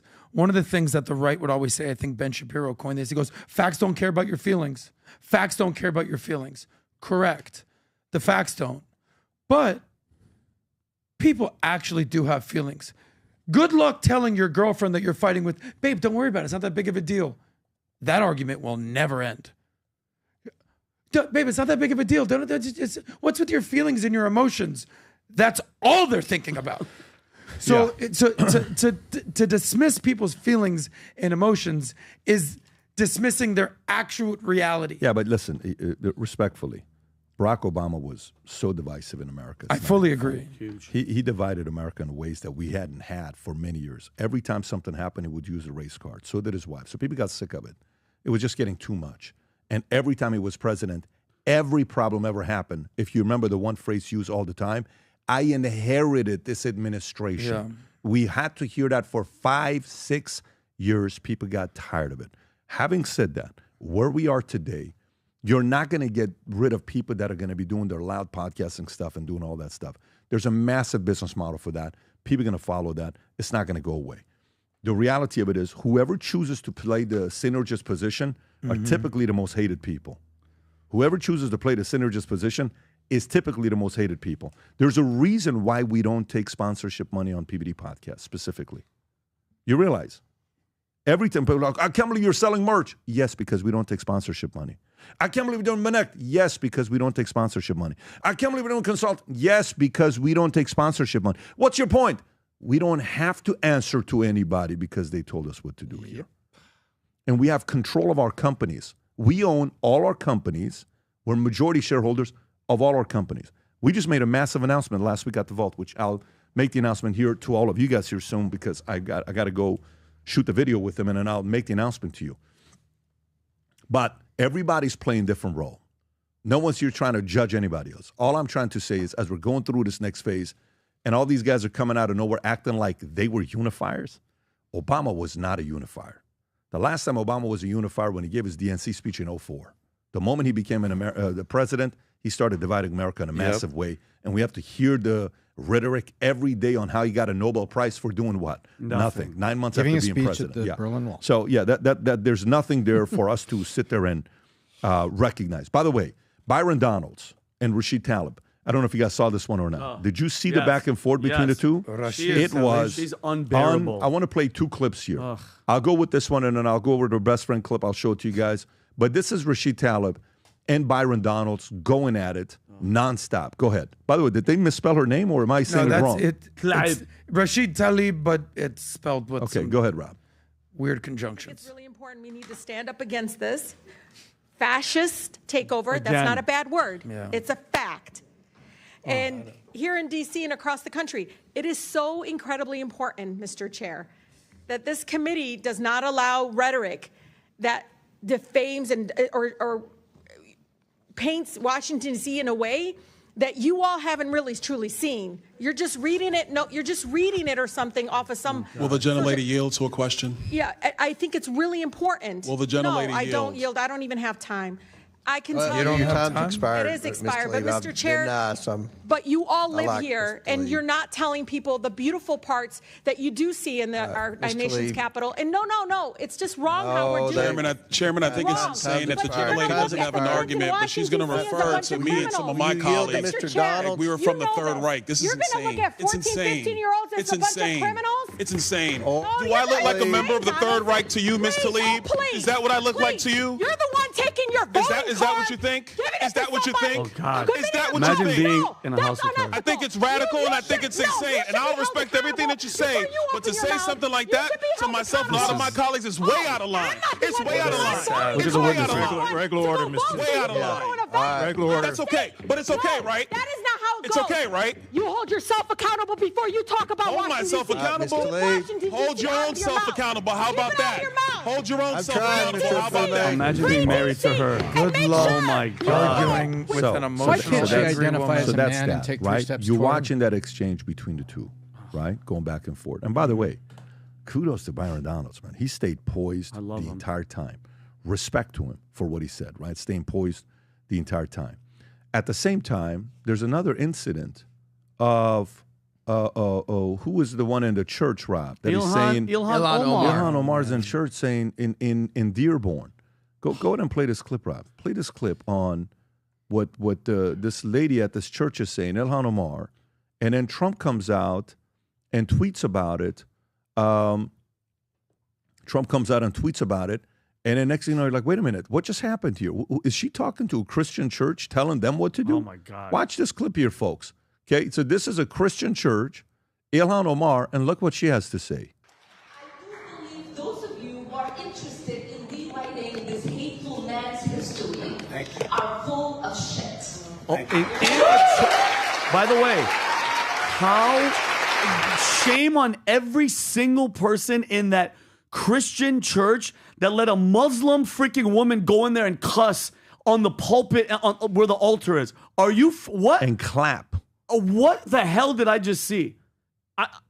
And then this is what Trump tweeted about. Oh my God! What kind of a church is that? What gathering is that? Any church. Let's actually look into what church it is. I'd want to know what church it is. Something ain't calibrated about that. Yeah, audience. let's find out what church it is. Oh my God! But here's President Trump on Ilhan Omar. And by the way, is this the same thing that he tweeted out? Because it's. I'll find the tweet. This is him on Air Force One, I believe, last night talking about Ilhan Omar being censored. Go for it. Censured. I think she should be impeached. I think she's terrible. Is she originally from Somalia? Yep. So how are they doing this? How's their government? Do they have a president? Do they have a council? Do they have anything? Do they have police? I love these people that come from a place with nothing. No anything. And then they tell us how to run our country. No, I think if she got censored, that's great. If she got impeached, that's even better. They impeached me twice for nothing. And they impeached me knowing the Republicans are on my side, so they knew it was just, but they impeached me twice. She should be impeached, and it should happen fast. Yeah, so he says that, but on the tweet, he gets a little bit deeper, okay, on the Truth Social that he posted. And he gets personal on what he says on the Truth. Did you see this one or not? And very descriptive about Somalia. Very, very descriptive. So I'll put this up, I'll read this to you, specifically the last 2 paragraphs, 2 sentences. So he goes on Somalia has a lack of government control, poverty, hunger, resurgent terrorism, piracy, decades of civil war, corruption, pervasive violence. 70% of the population lives in extreme poverty and widespread food insecurity. Somalia is consistently ranked among the world's most corrupt countries, including bribery, embezzlement, and dysfunctional government. All of this, and Ilhan Omar tells us how to run America. P.S. Wasn't she the one that married her brother in order to gain citizenship? Bingo. Gotcha. What scum we have in our country telling us what to do and how to do it. Thank you for your attention to this matter. Make America great again. I mean, when you have people like that are in office, that hate what we stand for, and their religion, what they believe in, I've made it very clear on who I believe needs to be involved in politics to become Congress, Senate, running cities, states. You're in a very slippery slope. And then, by the way, in this message she's given in Somalia, she's talking about she wants to go. Did you see this one, Vinny? She's saying she wants to fix everything here and she wants to go back to Somalia. Did you see this? No. Okay, watch this one here. This is in her language and being translated. Go for it. In jidadkeennii aan wada dhisano anigu waan ahay gabar Mareykanka laga doortay oo Kongresska Mareykanka ku jirto laakiin waxaan ahay gabar Soomaaliyeed gabar idinku jinsi ah gabar idinku af ah gabar idinku diin ah oo ahade qof iyadoo da'yar wadankeedii laga kaxeeyay wili xiise u qabto in maalin wadankeedii ay ku noolaato oo dadkeedii wax ay la wadaagto marka alxamdulillah waxaan rajaynayaa aniga iyo ilmahayga in aan hadde ku barbaariyo iyagana ilmahooda ay ku barbaariyaan dhulkii aniga aan ku soo koray taasna haddii ay suurtagelayso waa hadda shaqo badan inaan wada qabannaa hadduu ilaahay yidhaahdo oo aan ka dhignaa dhulkeenna dhul barwaaqadiisa dadka oo dhan ay dareemi karaan oo ay arki karaan oo ay ka wada faa'iidaysan karaan. Why don't we accelerate the timeline? Go. Exactly. Why don't we accelerate? Because she wants to destroy, Pat. She wants to infiltrate and destroy as much as she can here before she leaves. So this is a part of the Constitution that I'm uncomfortable with. This part right here, because we're not. Just watch what's going on with UK. What do you think is going to happen here? The lady that just got promoted, she's the first female parliament, Muslim female parliament, I believe, in UK. And she just became the first female chancellor, her job. Shabana, something like that, Mohammed. I think that's her name, Rob. I'm butchering the name, but what's her name? Shabana. Yeah, I actually got it right. Shabana Mahmoud. Okay, and have you heard her speech, what she says? No. Have you heard her speech? No. She says everything she does in her life, she's devoted, and she does it based on a religion of Muslim. Everything that she does, that comes first. Everything. That comes first. And guess what? You have to take her word for it. That's where she's at. And you know what her job is now? Let me tell you what her job is now. She now just became, what was the job that she got, Rob? If you go back on where you were at a minute ago, you were on her Wikipedia. She is the House Secretary for the... She's the House Secretary, but it's deeper than that. She actually is dealing with, go a little bit lower. Immigration and She deals with access, immigration. yes. Yeah, she deals with immigration. It's what she's doing now. So take a perfect case study. You know, when I'm coming up in business, I'm watching all the other guys that screwed up their insurance businesses. And I'd watch what they would do wrong. And I would watch who did what right. And you're like, okay, I'm going to do this right. That guy didn't do it right. Yeah, here she is. Go ahead and play that clip, Rob. I think this is the one. Islam, my own religion.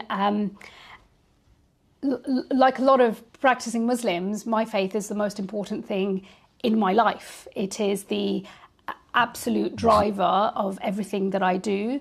I feel a very strong calling of my own conscience, and my conscience calls me to God. That's right. I respect it. Good for her. Keep it there. No, that's right. But guess what? We have that in America now. And we can do something about it. If we don't, someone has got to have the audacity to make some kind of a decision. If you're here in our politics and you hate America, what are you doing here? I agree. It's very simple. What are you doing here? If you're trying to be divisive and destroy America, get out of politics where you have access to information, go back to your country, do whatever else you want to do. I'm not supportive of what they're doing to divide America right now. Yeah, talking about this is, what was the line that she used? What was the line that she used right there? Dearborn Muslim mayor unleashes on Christian residents at city meeting. You're not welcome here. What do you mean you're not welcome here, Rob? Do you have that clip? Yes. Of you're not welcome here? What do you mean you're not welcome here, bro? Here in Dearborn. You're not welcome here. Go ahead, Rob.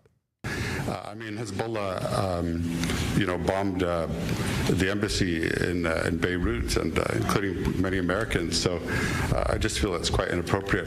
You're an Islamophobe, and although you live here, I want you to know, as mayor, you are not welcome here. Wow. And the day you move out of the city will be the day that I launch a parade celebrating the fact that you moved out of the city. That's a mayor. Because you are not somebody who believes in coexistence. Wow. That's how bold they're getting. It has begun. Get bolder. It has begun. And bolder and bolder. Yep. This is not going to slow down. Nope. Anytime soon. Just so you know that. It is not going to be slowing down. And just to throw this up, Pat, Ilhan Omar, speaking of her, and by the way, because she wants to go Somalia, and she has, by the way, did you know that she came into Congress in 2019 with a net worth of negative $45,000? Yep. And by 2023, she only reported about $51,000. Now, on her latest disclosure from May 2025, she's sitting up on $30 million. That's a 66,000% jump in 6 years. Put that to the side. Is that a disclosure? That's a disclosure. Rob, can you fact check that? She's what, $30 million?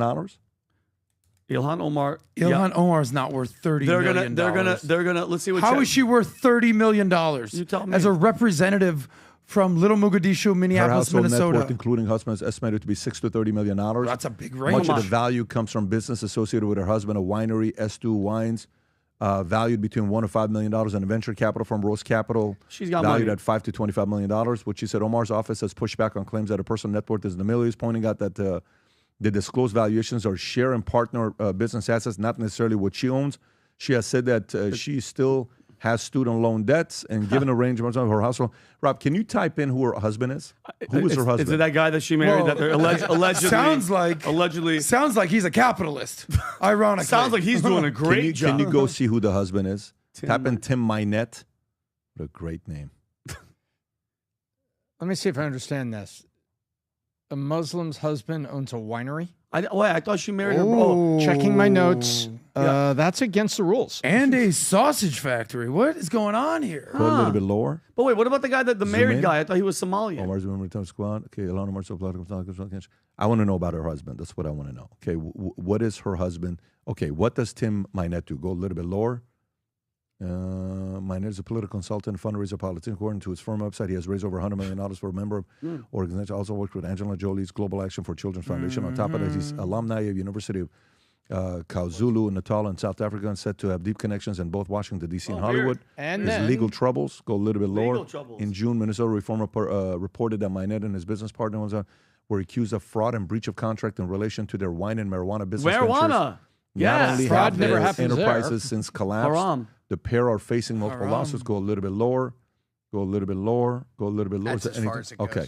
All right. Okay. So Tom makes a great Tom point. made a great point. You're a Muslim girl. You're all about your faith and everything. But you know what? She shared a video. And Rob, I sent you the tweet. And drinking? This is who she is, and this is what her soul is. She shared a video that says Charlie Kirk was a reprehensible human being, a stochastic terrorist, and that his dying words, he was spewing racist dog whistles. Charlie Kirk was Frankenstein, and his monster shot him through the neck. This is what she said? She said, and in other words, Charlie had it coming, okay? And that's the people are losing their jobs left and right, from Kimmel to everybody. And yet this is a America-hating congresswoman, and she's promoting that type of crap, and nothing happens to her. Well, for her to lose her job, she's got to get unelected. So enough citizens have to be in there. Not in her district. That's exactly right. Yeah, they call it like little Mogadishu.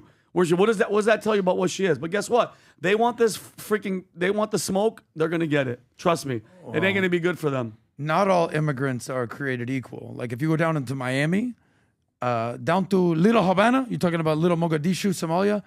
This is the most hardcore Republican, anti-Fidel Castro, anti-communist, anti-socialist. Like ask anyone from Latin America who immigrated here. They're like, communism? What is that, man? No, we don't play this game. They love America so much. They love Ronald Reagan so much. Half of them don't speak English, but I love America, man. And I love it. The really old ones but then will you tell have, you it was Nixon that opened the doors and gave them their freedom. The really old ones. I don't know really the old ones, Tom. But the reality is they love America. The problem is that a lot of these people that come here, especially in these parts of towns, is Minnesota, these blue liberal cities, they end up hating America. And that's the biggest problem that people have is like we say, forget about all the legal stuff, forget just the feelings of we take you into our country, we give you access to our world, and then you just want to shit all over America. We have a major problem with that. Yeah. Okay, let's get to the next story here on what we have. I'm going to go to a quick business story here. Fed approves quarter-point interest rate cuts and sees 2 more coming this year. Rob, if you want to pull that up, I do know you have a clip on that. So page 18. Federal Reserve proposed a quarter-point rate cut, lowering the benchmark overnight lending rate to a range of 4 to 4.25 with an 11-1 vote, where newly installed Governor Stephen Moran dissented, advocating for half a point cut. The Federal Open Market Committee signaled 2 more cuts before the end of the year, is indicated in their dot plot. Through 9 of 19 participants expected only 1 more reduction, while 10 saw 2 potentially at October and December meetings. Here's Jerome Powell. Go for it, Rob. Good afternoon. My colleagues and I remain squarely focused on achieving our dual mandate goals of maximum employment and stable prices for the benefit of the American people. While the unemployment rate remains low, it has edged up. Job gains have slowed and downside risks to employment have risen. At the same time, inflation has risen recently and remains somewhat elevated. In support of our goals and in light of the shift in the balance of risks, today, the Federal Open Market Committee decided to lower our policy interest rate by a 1/4 percentage point. We also decided to continue to reduce our securities holdings. I'll have more to say about monetary policy after briefly reviewing economic developments. Recent indicators suggest that growth of economic activity has moderated. GDP rose at a pace of around 1.5% in the first half of the year, down from 2.5% last year. The moderation in growth largely reflects a slowdown in consumer spending. In contrast, business investment in equipment and intangibles has picked up from last year's pace. Activity in the housing sector remains weak. In our summary of economic projections, the median participant projects GDP to rise 1.6% this year and 1.8% next year, a touch stronger than projected in June. Okay, pause right there. Tom, thoughts? Well, first of all, this is what we wanted to have happen for a couple of reasons. And there's a balance here. First of all, the good side.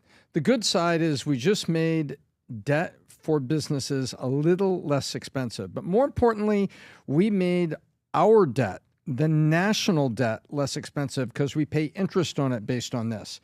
So that's significant. And that's really what Trump's been pushing about, because Trump's budget includes payments on the national debt. And there's interest on that, Vinny. That's what we have to pay, right? We have all this debt. We have all this interest. Well, we got to pay somebody. And it's all the people that own that debt. Japan owns a bunch of debt. China owns debt. All of those get the interest rate. When the interest rate's lower, it costs us less to pay on our debt. Now, our debt we should be working to pay that off someday. But that's point one. Point two is he said business investment was ticking up. And so a 0.25 point benefit in cost of lending to businesses helps them. Because when business ticks up and the investment ticks up, job growth usually follows. And right now, job growth is sluggish. It is real. The job market is cooling a little bit. And that's also a reason to drop the rate, so that businesses can invest and hopefully you get the jobs back. Now, there's a trickle-down effect where the bond market gets affected by this, and the bond market is what helps determine mortgage rates. And right now, mortgage rates were like 6 3/8. They went down a little bit, and now they've ticked back up to like 6.5. So for all of us, if you have a job and you like that job, keep that job. If you're looking around for a job, maybe be less picky and maybe be more flexible for yourself. And if you're running a small business, you should check your line of credit and check things, because you might be able to get a little less expensive debt and the U.S. budget's going to benefit. And then, Rob, do you have that? I've got the thing on the CME. And real quick, when they talk about what's coming, this is now, we've reached the realm of basically near certainty. Yeah, scroll right down there and click on October. It's like a 91% chance we're getting another cut in October. And these guys are economists, are like, right, and then go to December 10th, right next to it, the little white box, up, higher, left, higher, left. There you go. And December, 82%. So it's about 0.25% in October, 0.25% in December. And so we want the job market to pick up a little bit because it's cooling. And by the way, I looked at the last few times we lowered rates. Okay, September 2025, 0.25 point. Previous December 2024, quarter. November 2024, quarter. September 2024, half. Previous to that, there was no rate cuts till March of 2020. So in the last 12 months, there's been exactly 4 rate cuts. Roughly 1.25 is what they've done. So we'll see what this is going to do. Finally, is there 2 more going into the end of the year? There's a couple moves that happen. Intel and NVIDIA. NVIDIA announced that they're going to be investing $5 billion into stake of Intel, joining the U.S. government as a major shareholder. This caused Intel to surge 18% after the money was put into it. I'm a little bit more comfortable with this happening, of a company investing into another company, than the government investing into another company. Rob, what is this clip here? This is just from Reuters covering the Intel and NVIDIA deal. Go for it. NVIDIA is to invest $5 billion in Intel, throwing its heft behind the struggling US chip maker. It comes just weeks after the White House engineered an extraordinary deal for the US government to take a massive stake in the company. The deal will make NVIDIA one of Intel's largest shareholders, giving it roughly 4% or more of the company after new shares are issued to complete the deal. NVIDIA's support represents a new opening for Intel after years of turnaround efforts. It also triggered a 24% jump in the chipmaker's shares in pre-market action. Pause it The right company there. appointed new... Rob, can you also look up what Larry Ellison's net worth is right now? Oof. Can you pull that up while this is going on? Rob, when Rob's pulling that up, I think his number right now all of a sudden went from a couple $100 billion to $450 billion. Now it's at $362 billion. Wow. And Elon's at 480. For a minute, for a day, he was ahead of Elon. Wow. And Elon is now at 480. I think Elon put $1 billion of bought more Tesla shares. That caused the stock to go up. And you're seeing some of the stuff that's happening. Tom, your thoughts here with, I don't like the word that she used, but I want you to clarify it. She said the struggling chip maker. NVIDIA put $5 billion in the struggling chip maker Intel. Thoughts? Yeah, Intel's had some market share issues, and it's had some slowdowns in certain sectors, and it missed the boat. It's one of the premier chip makers in the world, but who's building all the AI chips? It's got the big market share, NVIDIA. And so, but what Intel has is a lot of manufacturing capability. That you were seeing that B-roll there, a lot of it. I like the fact. You know what this reminds me of, Pat? This is something you and I both know about. Is when Microsoft helped Apple. Yep. And reached across the industry to a competitor to help them.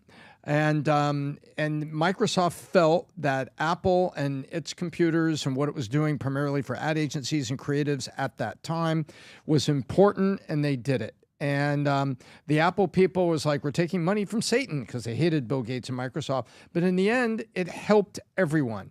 And I'm hoping that this is what Jensen Huang is thinking about. What I also hope is that the U.S. government backs off.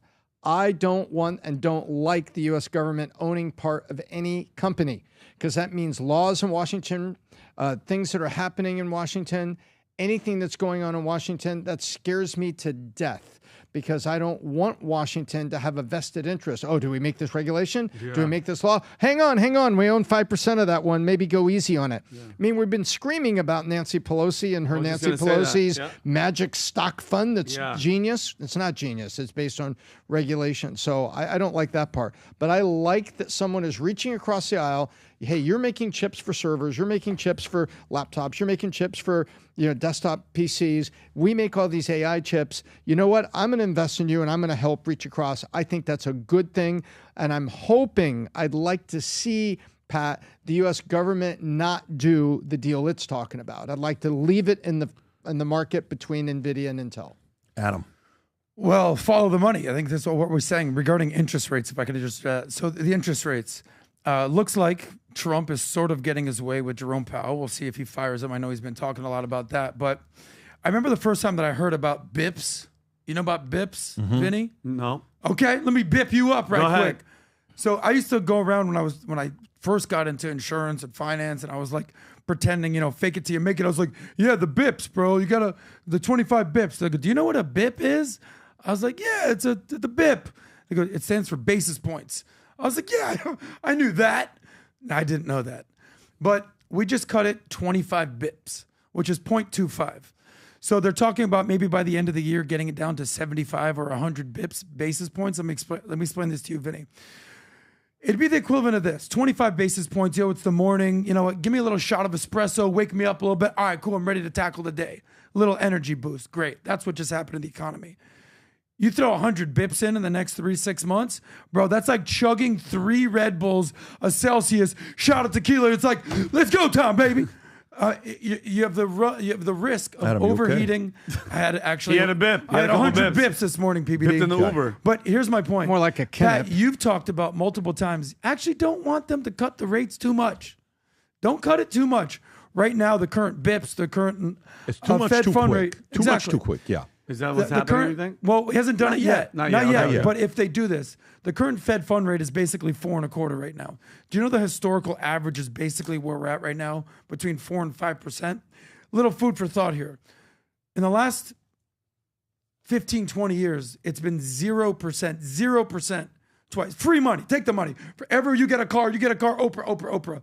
It was right after the Great Recession in 2008 and right during COVID in 2020. 0. When we were born, in the early 80s, let's say, late 70s for some of you, do you know what the Fed fund rate was at that point?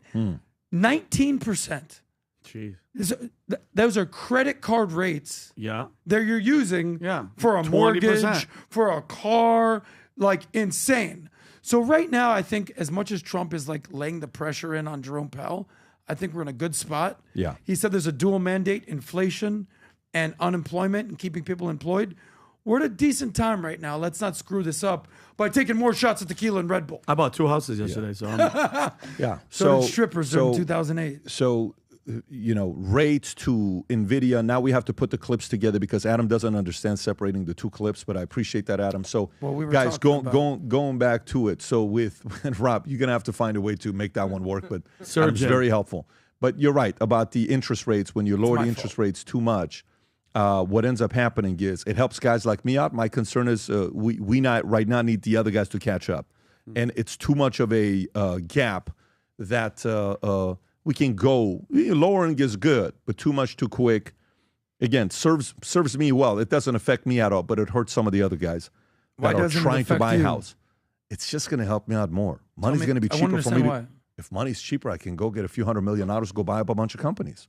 If money's cheaper, there's a bunch of things I can do. I mean, the market's about to find out what we're going to do the next 12, 24, 36 months, but it's a different game to be played. Who does this hurt, you think? If the rates go lower, then if I'm selling my house at $1 million, now I'm going to sell it for $1.1 million. Now the person that's trying to get the money, he can't qualify for $1.1 million, and that's a bigger price. But we'll see. We'll see what's going to happen here. Let me get to the next story here. Next story here is Bill Ackman shares Charlie Kirk text to dispel Candace claims of, Israel blackmail?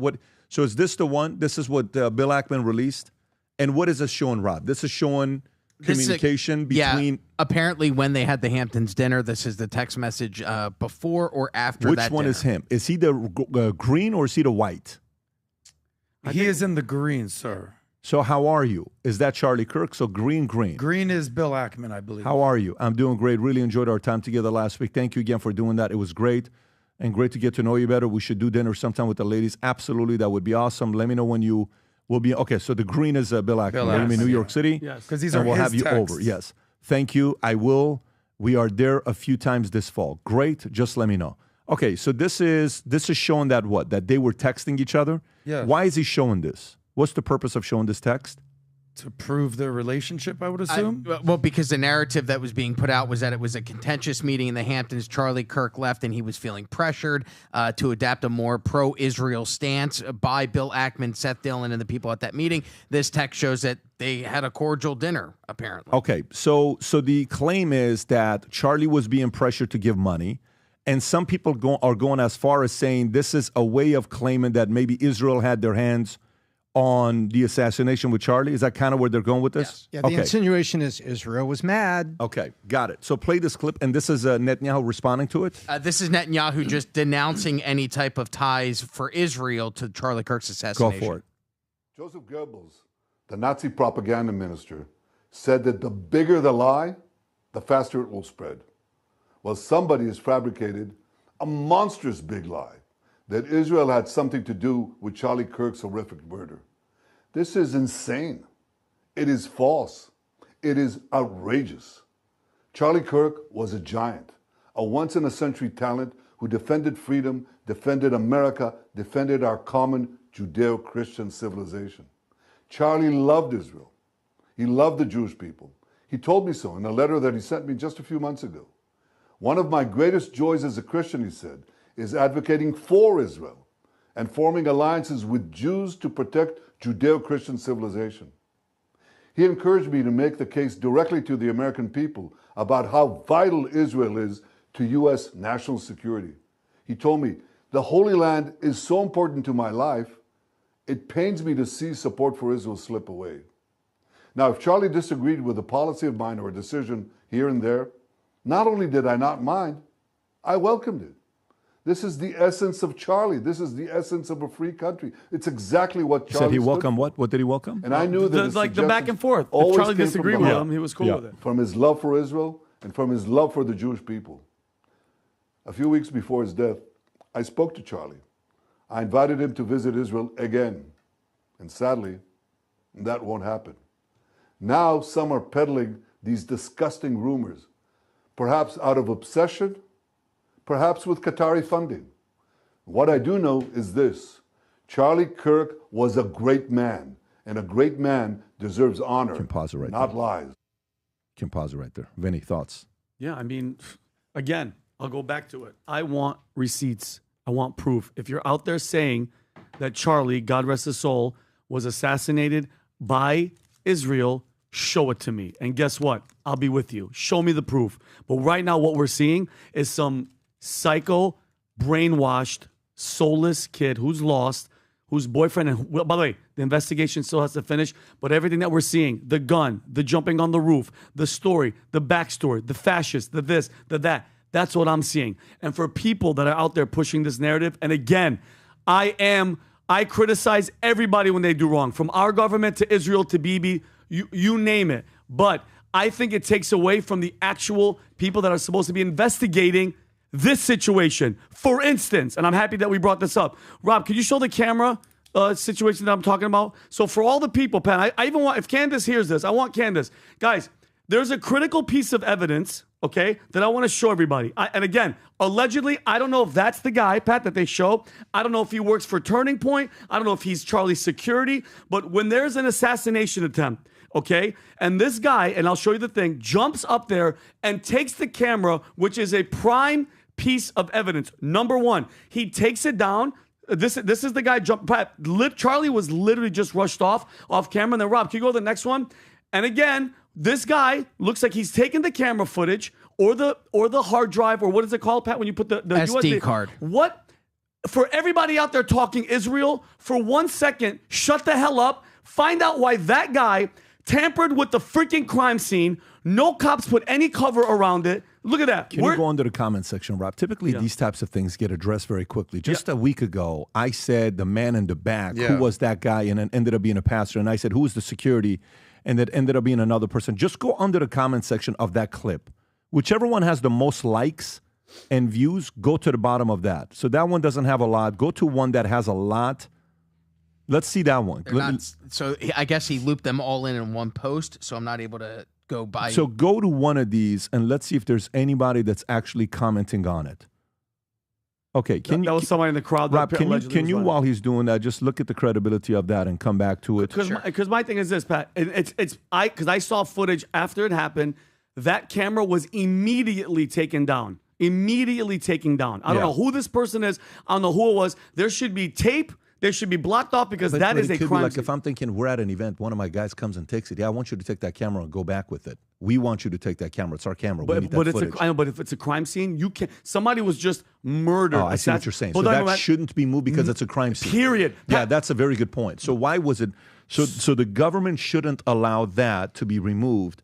And by the way, even after the assassination, there's a lot of people that were walking around and it was wide open and nobody was there on the scene because they were trying to probably take him back there to the hospital. Their number one priority was for him to make it. But how quickly did they put the yellow tape? How quickly did that happen? The speed on that is I didn't even a little bit see suspect. Yeah, I don't know if Rob, can you post? Was there yellow tapes put on the crime scene of Charlie Kirk's assassination? Was there yellow tape put there? I don't know if there was. I don't think there was. And you want to know even crazier? A couple days I've been seeing construction being done around where Charlie was shot and killed. Like I'm talking about, they're digging up stuff. There was an escape hatch apparently that was down there. They're literally doing construction where it's there. And this was days. This was a day or two after, Rob. So let's go back and stick to the story. Yeah. So because again, Ackman and Netanyahu, you're going to a complete different story.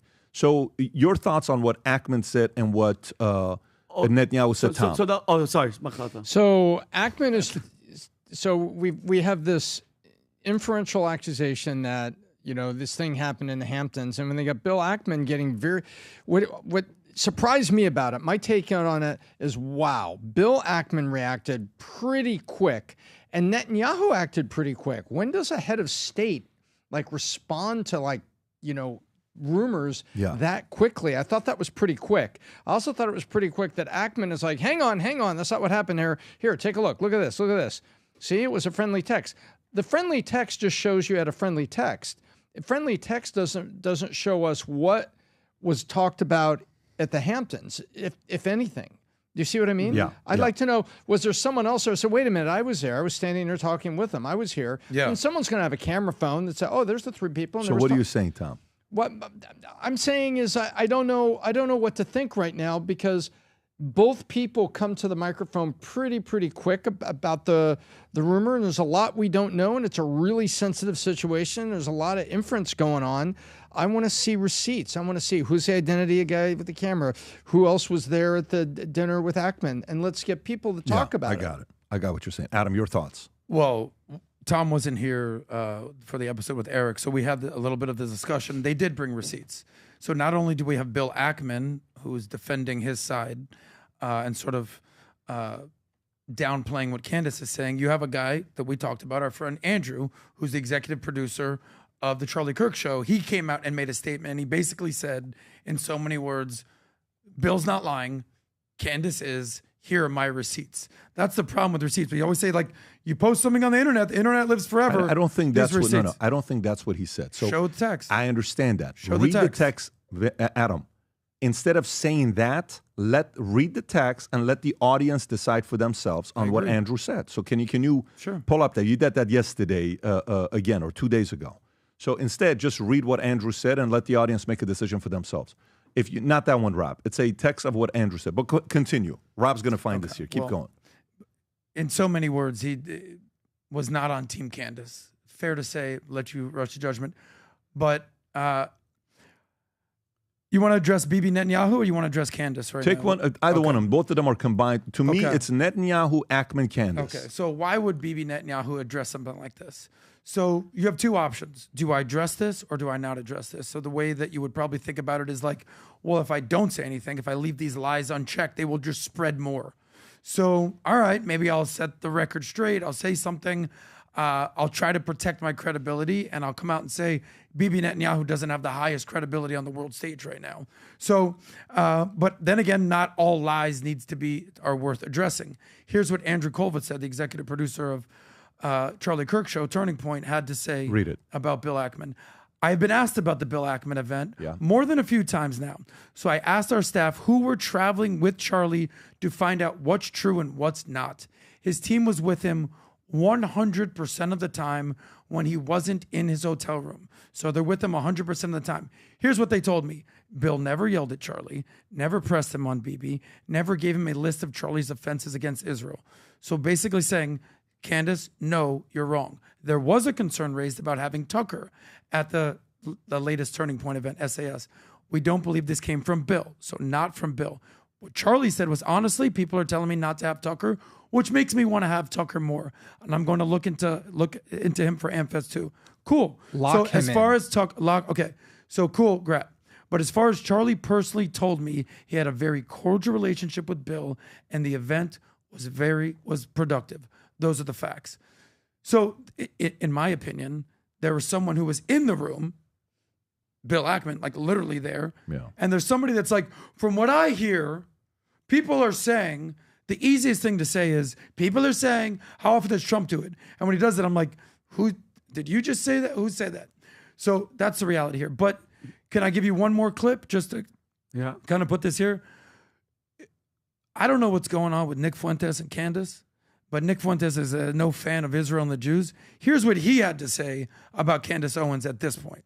Let's roll this clip. For the past week was gaslight the public, and by definition, that's what it is. Gaslight her audience, gaslight the public. Netanyahu lied. They shot him in the throat because they're taking his voice. I have all these receipts, but I'm not going to publish them. And then literally a week later, she's going to put on Twitter, oh, I never said they were behind it. I never said that at all. I just strongly implied it. We all know what you said. We all know what you meant. You dummy. You irresponsible, grifting dummy. I've so had it with that. Wow. And at the end of the day, she's just stupid and defines low IQ anti-Semitism. I used to think it didn't exist. I used to think that low IQ anti-Semitism is just something that Jewish people would say to counter the rising tide of people acknowledging Jewish power. Now I'm convinced it's real, and it has a name. That name is Candace Owens Farmer. low IQ anti-Semitism. The idea that Charlie Kirk was silenced for being about to go against Israel, it's just on its face absurd and ridiculous. All she did for the past week can you go back to that? Can you go back to what that conversation that Adam just showed? The previous message. Right there. So if this is true, so there was a concern that Tucker at SAS was gonna have Tucker on, and he said people telling me not to have him makes me want to have him more and have him on AmFest. So what they're saying is the people out there that are saying it, that Bibi and Israel had him assassinated, killed, because he was trying to have Tucker on AmFest in that situation because Tucker is critical of Israel. So is that in a nutshell, because he was going to have an anti-Israel voice talking, that was going to that's what they killed him? If it's about I don't get that. If it's about and by the way, I don't remember Nick being a pro-Israel guy. He's not. Okay, you think? so that's what I'm saying. He's high IQ anti-Semitism. He's high IQ. No, what I'm saying is he's not. So for him to take that position. Yes. And I think Dave Smith also took that position, right? When Dave Smith 100%. said something He's about like, this is lazy. High IQ. On Tucker, didn't Bibi make a comment about paid by Qatari or Qatari dollars? Netanyahu said paid by Qatari at the last 15 seconds. Correct. Of Is that he video. talking maybe to Tucker a little bit because there's been all those accusations? Well, listen. Or is it just in those general because allegations get Qatari's thrown in out? trouble? You know, those allegations get thrown out a lot. Can I address this? Yeah. I hear people that are on quote unquote my side. Well, they're bought by Qatar, bro. You just know. I go, what evidence do you have of that? Yeah, show me. There's no evidence that Candace has been bought by Qatar. It certainly looks that she's not on Team Israel. So is Tucker, but there's no evidence of that. She turned down a lot of French dollars. For both sides, show evidence, show receipts, or you're just making things up. And when Nick Fuentes, of all people, calls out Candace Owens for being low IQ, anti-Israel, something's happening. Okay, so one thing is for sure that she's not low IQ. Okay, this is not a low IQ conversation. This is not a if you sit down with George, very smart, and no, this is gotten to a point of emotions getting involved. It's not about IQ getting involved. This is about I'm gonna read something to you that I read to Tom the other day, and it said I'm reading this book. I wish I had it around me to read it to you. And I brought it to Tom. I said, hey man, this is one thing I just read. I said, we gotta work on this. And he's like, what is it? And it's called Helen's Razor. Okay, and I may be pronouncing it the wrong way, Rob. If you can pull this up, it's a story of Hanlon's razor. There it is, right there, second sentence. Yeah, it's a story about never attribute malice that which is adequately explained by stupidity. Or a mistake. It suggests that people's negative actions are often the result of ignorance, mistakes, or incompetence rather than intentional evil. This principle promotes a more rational and less conflict-driven approach to understanding situations, encouraging empathy and a benefit-of-the-doubt mindset by focusing on simpler, less sinister explanations for others' behavior. I think this is the problem. By the way, in the context of how I explained this to Tom, was a very different context. So let me kind of explain it to you. We run a lot of businesses, and we're in a lot of different, challenges, issues that we have. We're suing these two guys, a few $1 million for they're doing this. We have this other person we're dealing with because they stole internal, whatever. And then this other person we're dealing with, and then that other person did this. And so a handful of bad guys make you automatically think everybody's a bad guy. And when you run an insurance company, one of the things I would constantly talk to my compliance officer about is everybody you talk to, you think they're guilty. Stop this mindset. And I would have this talk with them every week. Let me tell you what I think they did. Let me tell you what I think they did. I said, bro, can you just let me talk to them first? Maybe they did, maybe they didn't.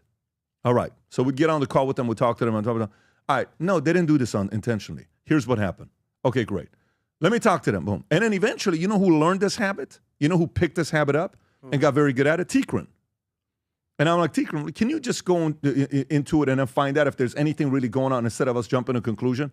Yeah, I'll look into it. No, there's nothing there, Pat. For sure? Okay, great. Let's move on. Pat, I think there's something that you got to get involved. All right, let me call him up. And then I get involved, right? This idea, and by the way, this is also good in parenting and your marriage and friendships. In parenting, you're always like, last night I'm doing homework till 11:30. And automatically it's like, well, you know, how come we didn't put you in this after school program 3 to 5? What are you doing homework or playing? So one camp is saying all he did is play. The other camp is saying all he did is homework.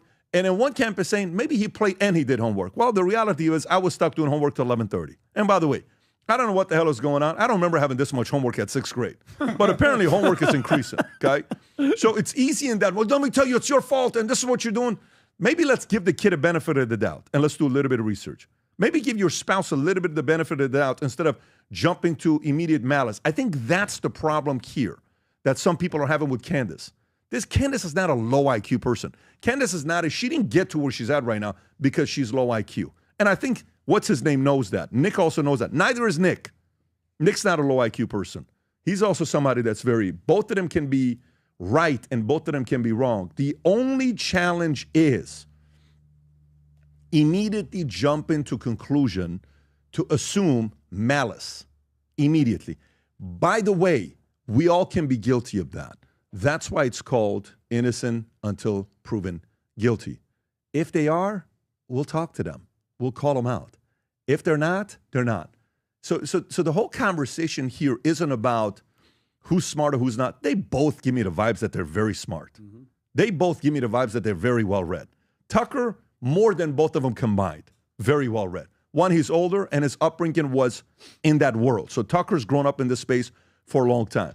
Did they have their own personal issues and vendetta against somebody that throughout their career something happened, someone offended them? You know, Nick's, I didn't know, apparently Nick used to work with Ben Shapiro or something like, was it Breitbart? I don't know who he was working with.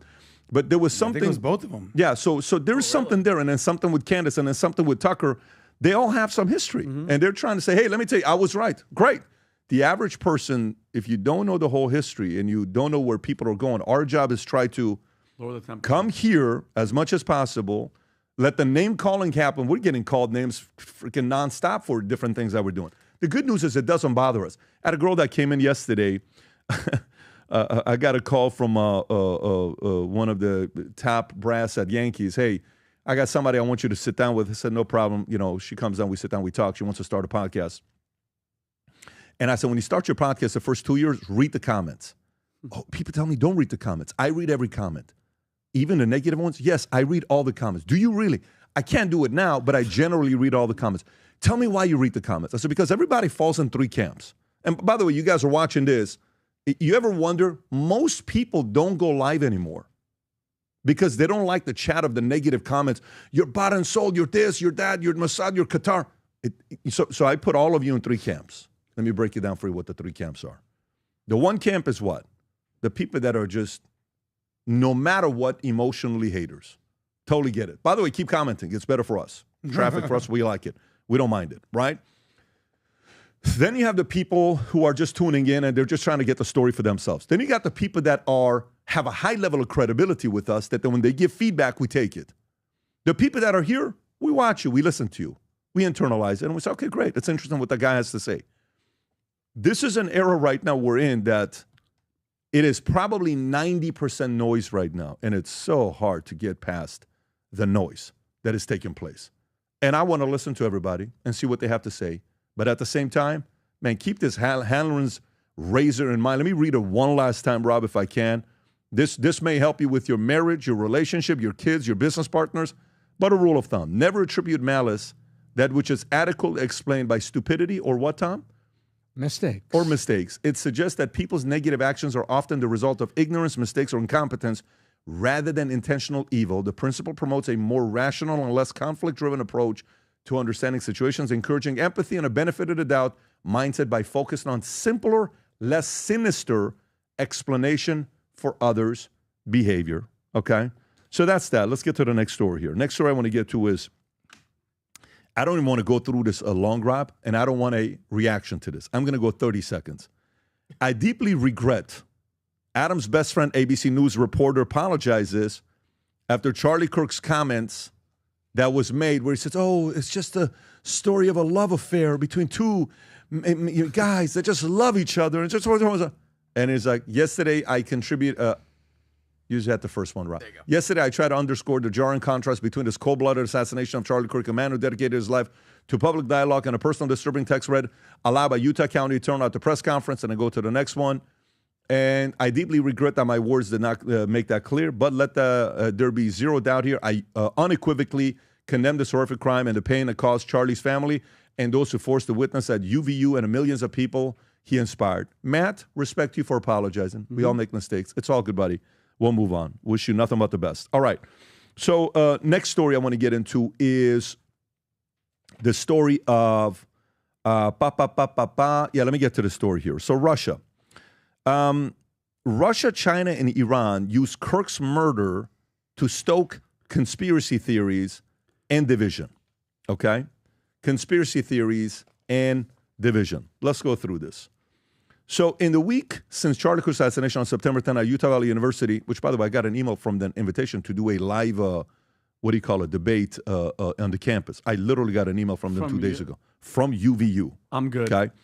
In Orem, Utah, Russia, Iran, and China have spread thousands of false or incendiary claims about the conservative activist killing the official state media in these countries, mentioning Kirk 6,200 times from September 10 to September 17, framing the event as a conspiracy to stoke political divisions or portray the United States as dysfunctional, according to analysis by NewsGuard, a company that tracks information online. Utah Governor Spencer Cox stated 2 days after the shooting, what we are seeing is our adversaries want violence, noting that we have bots from Russia, China, and all over the world that are trying to instill disinformation and encourage violence. These foreign influence campaigns exploit U.S. news events to push geopolitical agendas aiming to undermine America's democracy and its global reputation, with McKinsey Shadegi, NewsGuard's editor of AI and foreign influence, saying the more confusion and mistrust they can inject right after a breaking news event, the harder it becomes for people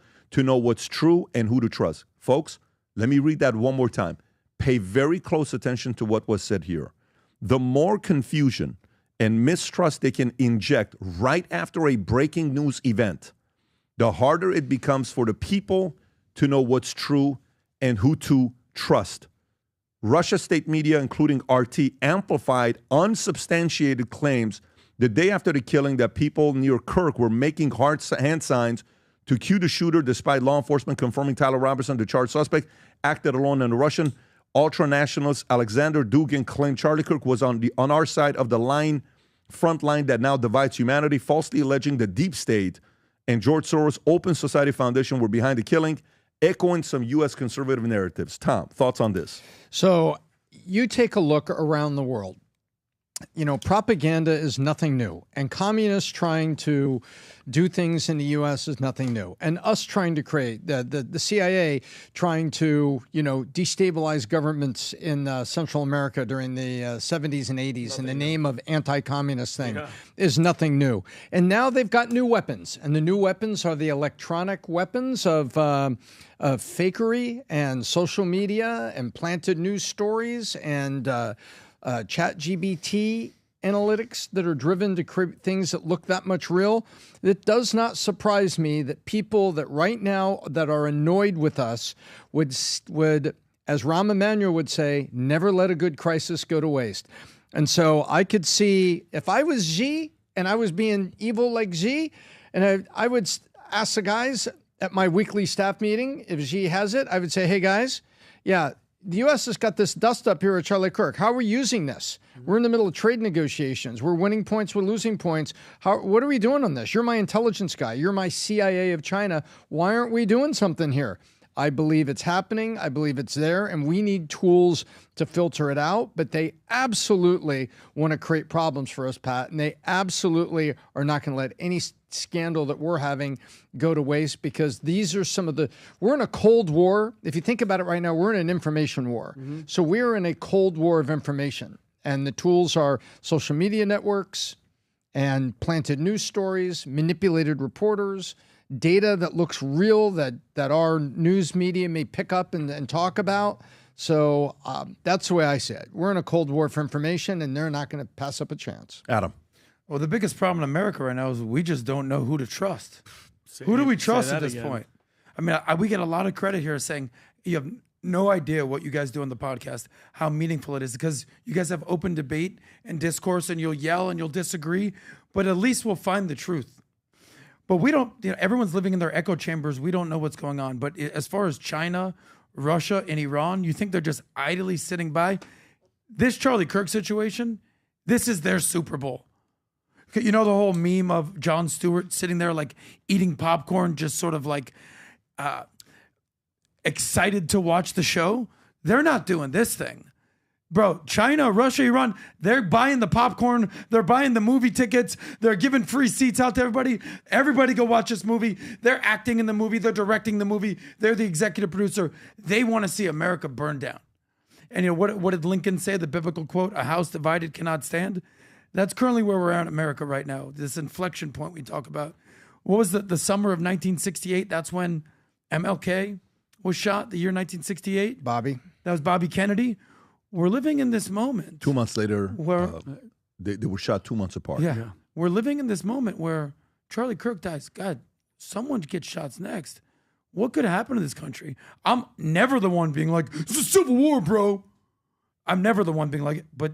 And I'm not advocating for that at all. But this is very scary right now. And the infusion of Russia, China, Iran with chatbots and fake news and disinformation, misinformation, they're eating their popcorn, just watching the show. I felt, could I just come clean and just be completely honest and transparent? When it first hit, everybody, we're at the vault, everybody's on the phone, bro. And then a day, 2 days later, there's like a guy scratching, and it could be somebody from a different country making the video where you're like, wait a minute, could he have a gun? Is this guy who's just grabbing his hat that works for Turning Point? Did he just have an itch? Did he just have, an itch? So get itchy trigger finger? Yeah. What? It was like, by the way, and even if right now, God forbid, they're recording this moment right now, and God forbid I get hit from a bullet, every movement, the Pat just right now, they're going to be like, who's he? Pat's texting somebody. Pat's doing this. But again, you have to wait. And the beauty out of you nailed razor. Yeah, no, I agree on 100%. And you made a great point. We're a podcast. Pat'll have a story from a credible source, and guess what? If it's questionable, boom, Rob does his freaking fantastic job. Mm-hmm. We look, we Google, we ChatGPT, we try to say the truth, and then we give our opinion. Okay, but these people, and you nailed it, they want to see us fail. So everybody just needs to chill. And again, like I said with that camera, we need to find out. Everything needs to be laid out in front of us. By the way, this isn't the Zapruder film from back in the 60s. What year was Jay? Oh, but it is. It is. This is. We don't trust our government. We've been asking for things about Kennedy. What about this? What about that? What about this? What about that? And then The Onion published something that I thought was very apropos satire. It goes back about 10 years ago they did it. It's a picture of the Kennedy motorcade, and it says, "President shot 62 times by 120 assassins." And so, in other words, putting it all together and saying, okay, you're all right. Yeah. But right now, we're upset about Epstein. We see shadows in Epstein. We see shadows in JFK. Where's the JFK docs? Where's the MLK docs? Was it really James Earl Ray? What's all this? Yeah. And in the middle of that, another thing happens. So what's our first instincts? Hanlon's razor. Yeah. Oh, this guy, that guy, this guy. And we're thinking about that every moment. We're kind of conditioned. Yeah, it is important to rise above, and business will force you to follow Hanlon's razor. If you don't, you're not going to build a big business. If you're going to be jumping to a conclusion when every time something happens, I think they're this and that, pump the brakes, relax, set the emotions aside, let logic sink in, and then make your decision. Sometimes you have to sleep on things. That's why they say, let me sleep on it, right? Yeah. And tell you what I want to do, what I don't want to do it. But I think probably the better position to have right now, believe it or not, is instead of trusting one of the conspiracies that people are spewing, you're better off not trusting anybody today. Isn't that kind of weird? Mm-hmm. That you're better off not trusting anyone today and just kind of hearing things out and controlling your emotions. It's a skill set that'll help out in your personal life and your business life. And let's see what news will eventually break with what happened. In the interim, entertain everyone's opinions. Oh, okay, that person's historically been fair.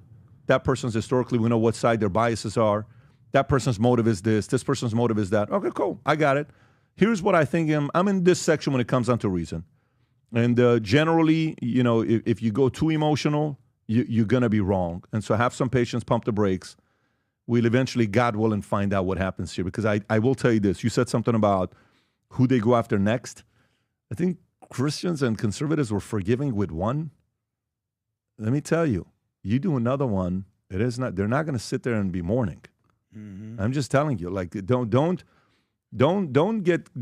our kindness for faith, weakness, forgiveness, and confuse it with that fire is not in the belly, that this can continuously happen. No.